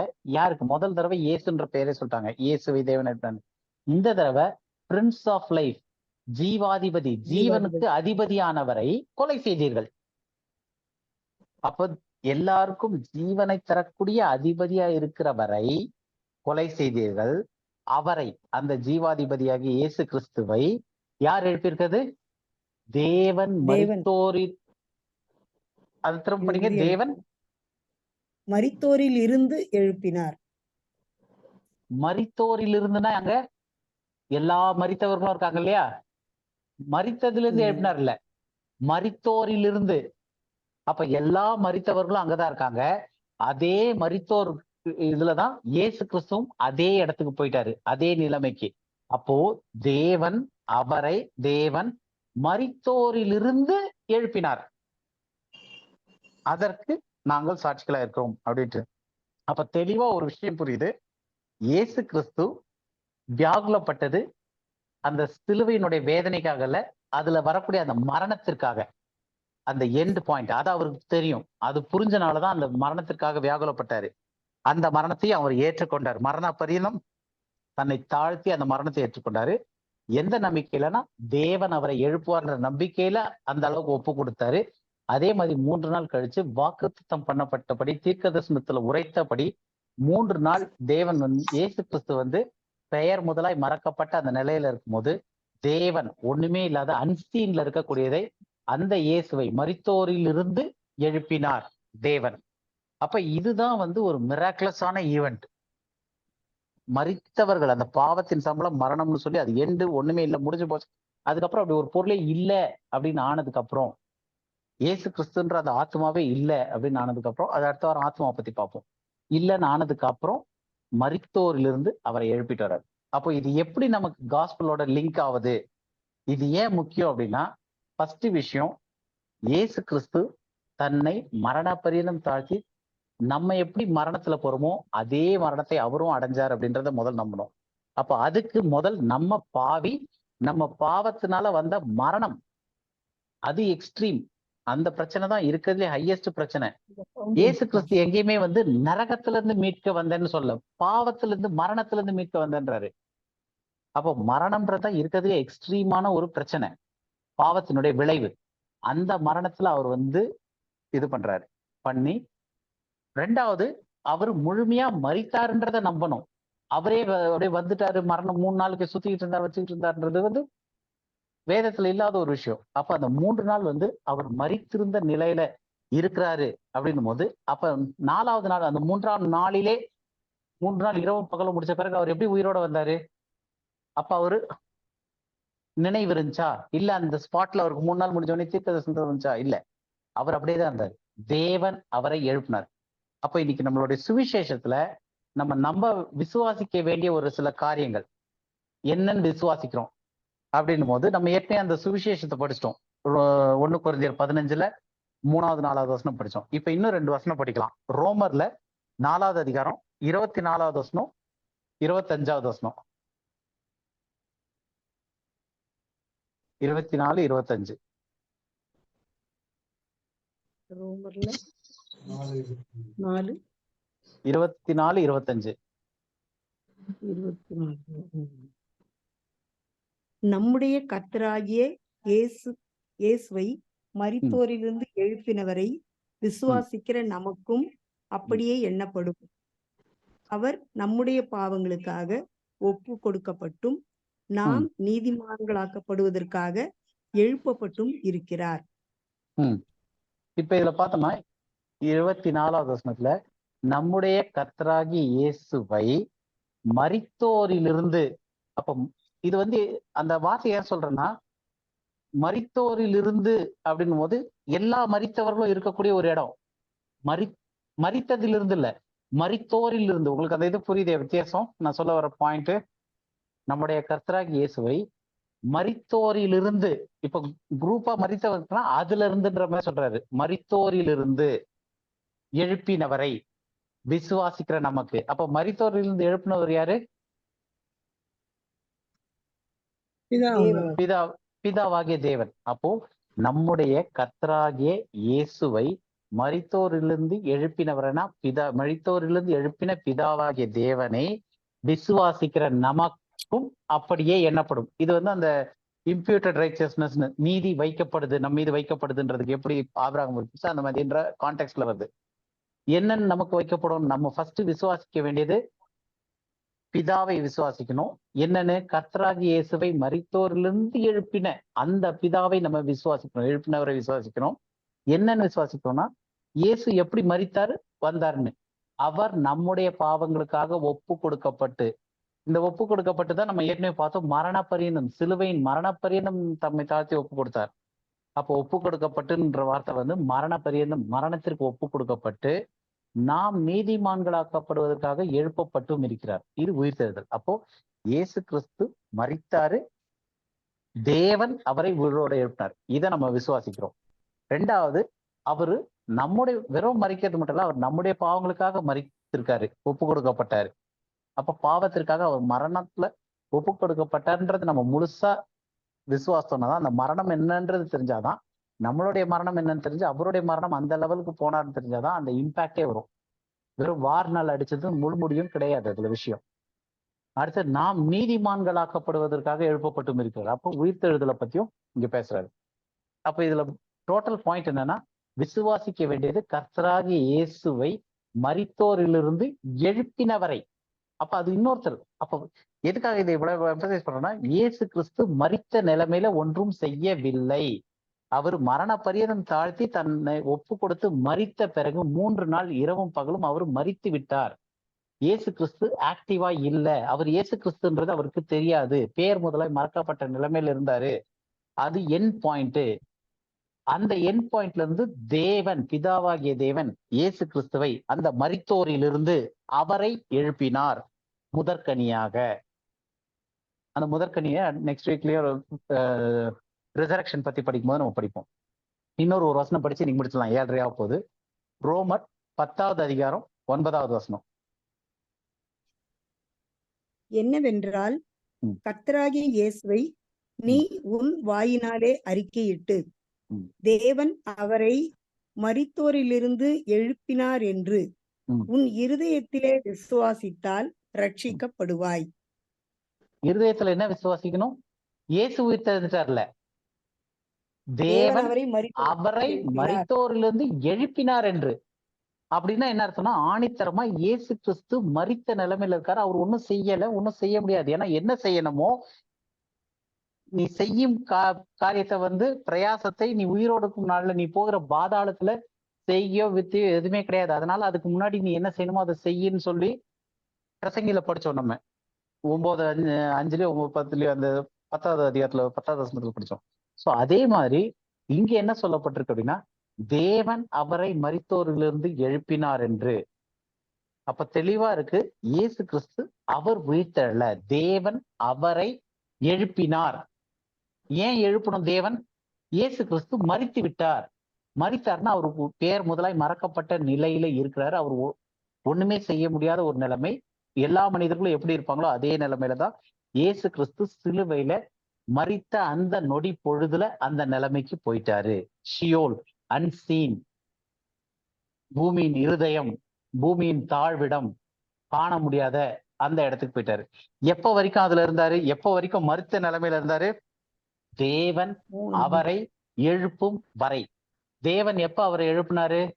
3 நாள் கழித்து 3ஆம் நாளிலே, இரவும் பகலும் 3 நாள் அவரு பூமியினுடைய இருதயத்துல இருந்தார்னா மரித்து இருந்தார். ஒண்ணுமே இல்லாமல் பெயர் முதலாய் மறக்கப்பட்டு அந்த பாடான அந்த மரணத்தை நினைத்துதான் தேவன் இயேசு கிறிஸ்து வியாகுலப்பட்டார்.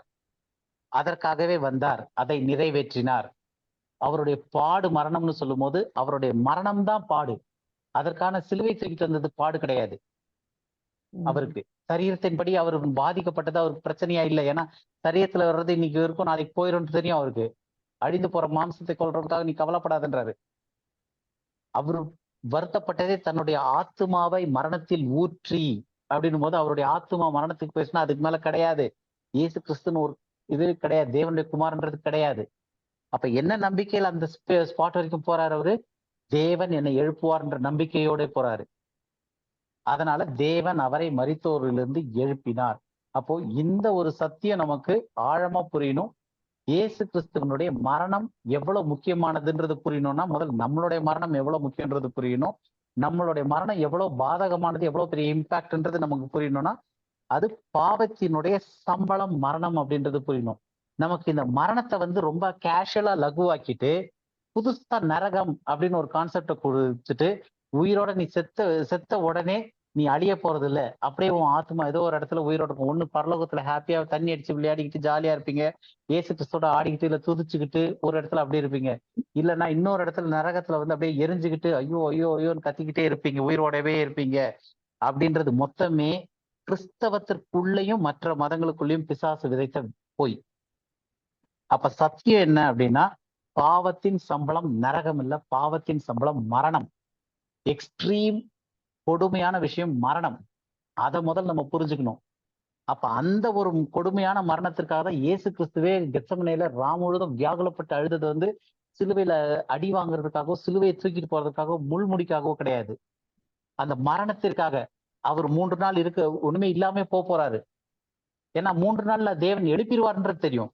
ஆனா அந்த 3 நாளைக்கே அவர் அவ்வளவு கஷ்டப்பட்டாரு. ஏன் 3 நாள்ல எழுப்பிடுவாருன்னு தெரியும். இயேசு கிறிஸ்துவை தான் உயிரோடு இருக்கும்போது சொல்றாரு, யோனாவின் தீர்க்க தரிசனம் அந்த ஒரு இதுவே அல்லாமல் வேற உங்களுக்கு ஒரு தீர்க்க தரிசனம் கொடுக்க முடியாது, ஒரு அடையாளமும் கிடையாதுன்றாரு. யோனா எப்படி மூவின் வயிற்றுல 3 நாள் இரவும் பகலும் இருந்தானோ அதே மாதிரி மனுஷகுமாரன் பூமியினுடைய இருதயத்துல 3 நாள் இரவும் பகலும் இருப்பார். இது ஒண்ணுதான் அடையாளம் மேசியாக்கு. அப்ப இயேசு கிறிஸ்துவுக்கு நல்லா தெரியும் 3 நாள் நான் அங்கதான் இருந்தாகணும்னு. அப்ப ஏன் இவ்வளவு வியாகுலப்படுறாருன்னா வெறும் 3 நாள் அந்த மரணத்தை குறித்ததே அவ்வளவு வியாகுலப்பட்டிருக்காரு. அப்ப மரணம் எவ்வளவு கொடியதுன்றது புரியுதா நமக்கு? மரணம்ன்றது எவ்வளவு பெரிய எண்ட் பாயிண்ட். இப்ப என்ன பண்ணிட்டாங்க, மரணத்தை லகுவாக்கிட்டு நரகம்னு ஒரு புது கான்செப்டை கொடுத்து நரகம் தான் இருக்கிறதுலே பெருசுன்ற மாதிரி ஆக்கிட்டாங்க. அது நான் நரகம்ன்ற டாபிக் படிக்கும்போது நமக்கு அது ஈஸியா புரியும் என்ன விஷயம் அது நரகம்ன்றது. ஆனா இருக்கிறதுலே கொடூரமான விஷயம் மரணம். இயேசு கிறிஸ்து வியாகுலப்பட்டது அந்த மரணத்திற்கு, அதுவும் வெறும் 3 நாள் அந்த நிலையில இருக்க போறதுக்கு. இப்ப மனிதர்கள் மரித்த எல்லாருமே அந்த நிலையில தான் இருக்காங்க. எப்ப வரைக்கும்? எப்படி தேவன் இயேசு கிறிஸ்துவை மரித்தோரிலிருந்து எழுப்பினாரோ அதே போல ஒரு நாள் எல்லோரையும் மரணத்திலிருந்து எழுப்புவார் அப்படின்றதுதான். அது ஒரே ஒரு வசனம் மட்டும் படிச்சு முடிச்சிடலாம். 1 கொரிந்தியர்ல 15வது அதிகாரம்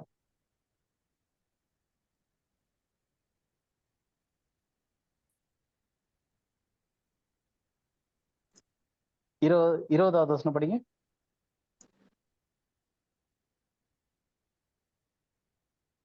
கிறிஸ்துவோ மரித்தோரில் இருந்து எழுந்து நித்திரை அடைந்தவர்களில் முதற் பலனானார். அடுத்து 21, 22.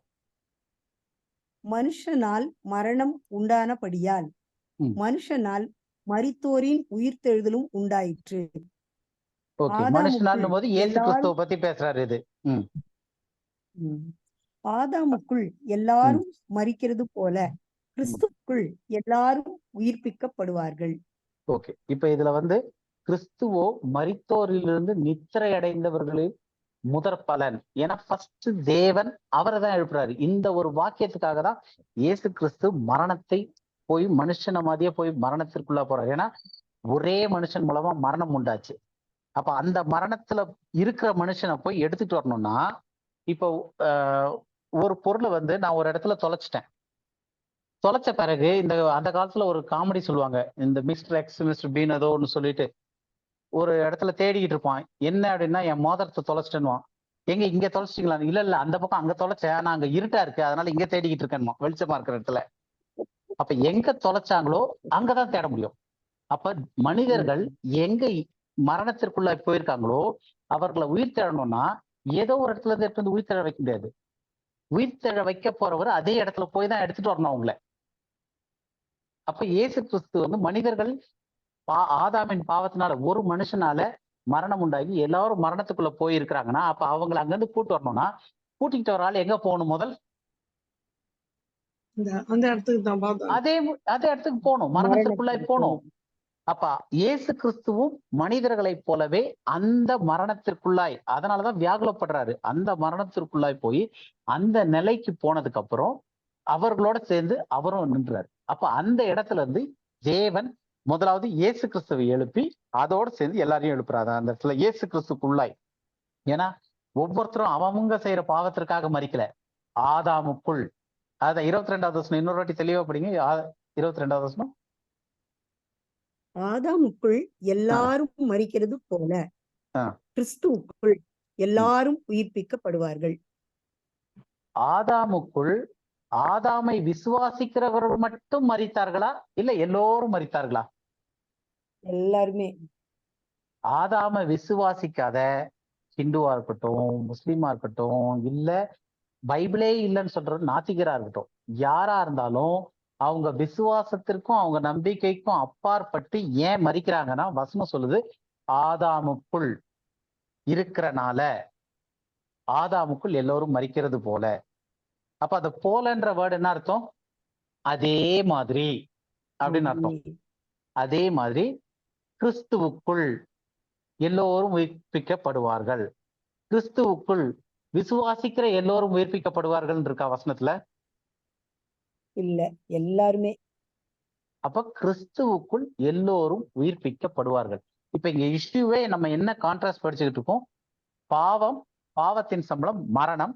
இயேசு கிறிஸ்து அந்த மரணத்தை எடுக்கிறாரு, தேவன் அவரை உயிர்ப்பிக்கிறாரு. பாவத்திலிருந்து வந்த மரணத்திற்கு விமோச்சனம் என்னது? உயிர்த்தெழுதல்.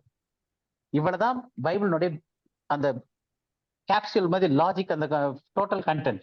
அப்போ ஆதாமுக்குள் எல்லோரும் மரிக்கிறது போல கிறிஸ்துவுக்குள் எல்லோரும் உயிர்ப்பிக்கப்படுவார்கள்.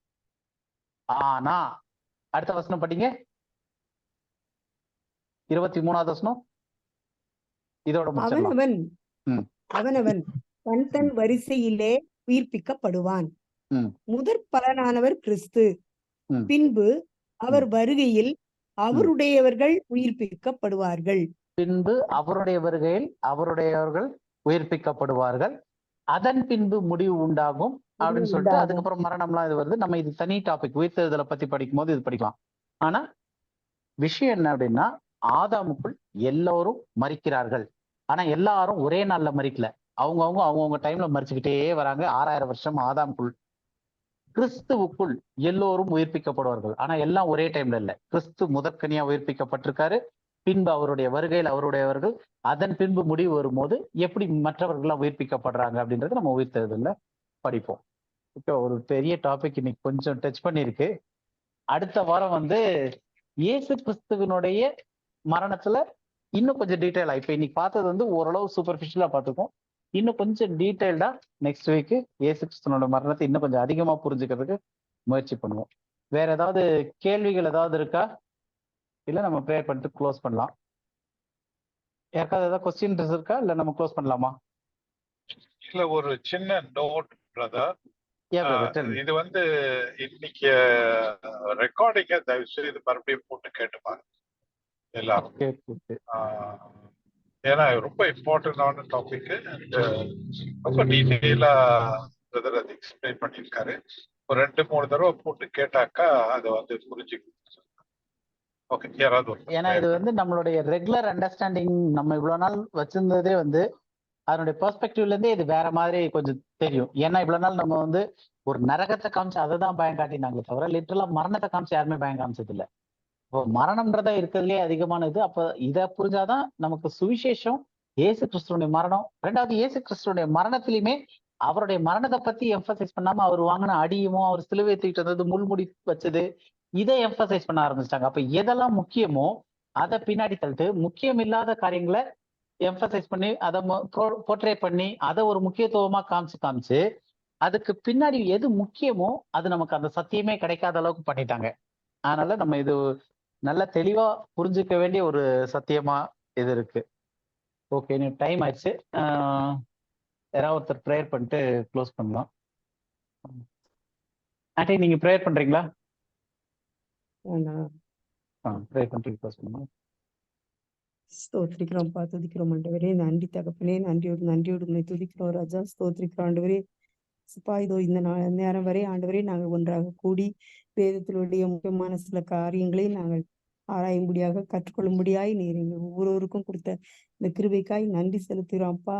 புதிய கருத்துக்களை, செய்திகளை உள்வாங்கிக் கொள்ளக்கூடிய மனப்பக்குவத்தை தாங்க ஆண்டவரே. வேதத்தில் உள்ள அதிசயங்களை எல்லாம் பார்க்கும்படியா எங்கள் கண்களை திறந்ததற்காய் கூட நாங்கள் நன்றி செலுத்துகிறோம். இதை முயற்சி செய்யக்கூடிய பிள்ளைகளை நீங்க ஆசீர்வதிங்கப்பா. எல்லாருக்கும் இந்த குரூப்ல இணைந்து இந்த கற்றுக்கொள்ளக்கூடிய ஒவ்வொருவருக்கும் ஆண்டவரே ஜெபிக்கிறோம். எல்லாருக்கும் நல்ல சுகபல ஜீவனை கட்டளையிடுங்க, தேவையான கிருபைகளை கட்டளையிடுங்க. உங்களுடைய ஆசீர்வாதத்தால் ஒவ்வொருவரையும் நிறைக்கும்படியாய் நாங்கள் ஜெபிக்கிறோம். இன்னும் நிறைய காரியங்களை கற்றுக்கொள்ளும்படியாய் நீர் எங்களுக்கு கிருபை பாராட்டுகிறாங்க. ஒவ்வொரு வாரமும் தொடர்ந்து நாங்கள் கற்றுக்கொள்ளும்படியாய் நீரே எங்களை வழி நடத்துங்க, பொறுப்படுங்க. மீதியான நேரத்தை எங்களுடைய கருத்துல ஒப்புக் கொடுக்கிறோம். துதிகன மகிமை யாவும் ஒருவருக்கே செலுத்துகிறோம். இயேசுவின் மூலமே ஜெபிக்கிற நல்ல பிதாவே, ஆமென். ஆமென். என் ஆத்மாவே கர்த்தரை ஸ்தோத்திரி, ஸ்தோத்திரி, என் முழுவதுமே ஸ்தோத்திரி, என் ஆத்மாவே கர்த்தரை ஸ்தோத்திரி, கர்த்தர் செய்த சகல ஆமென். ஆமென். Praise the Lord. Praise the Thank Lord, you. praise Praise the the Lord. Lord.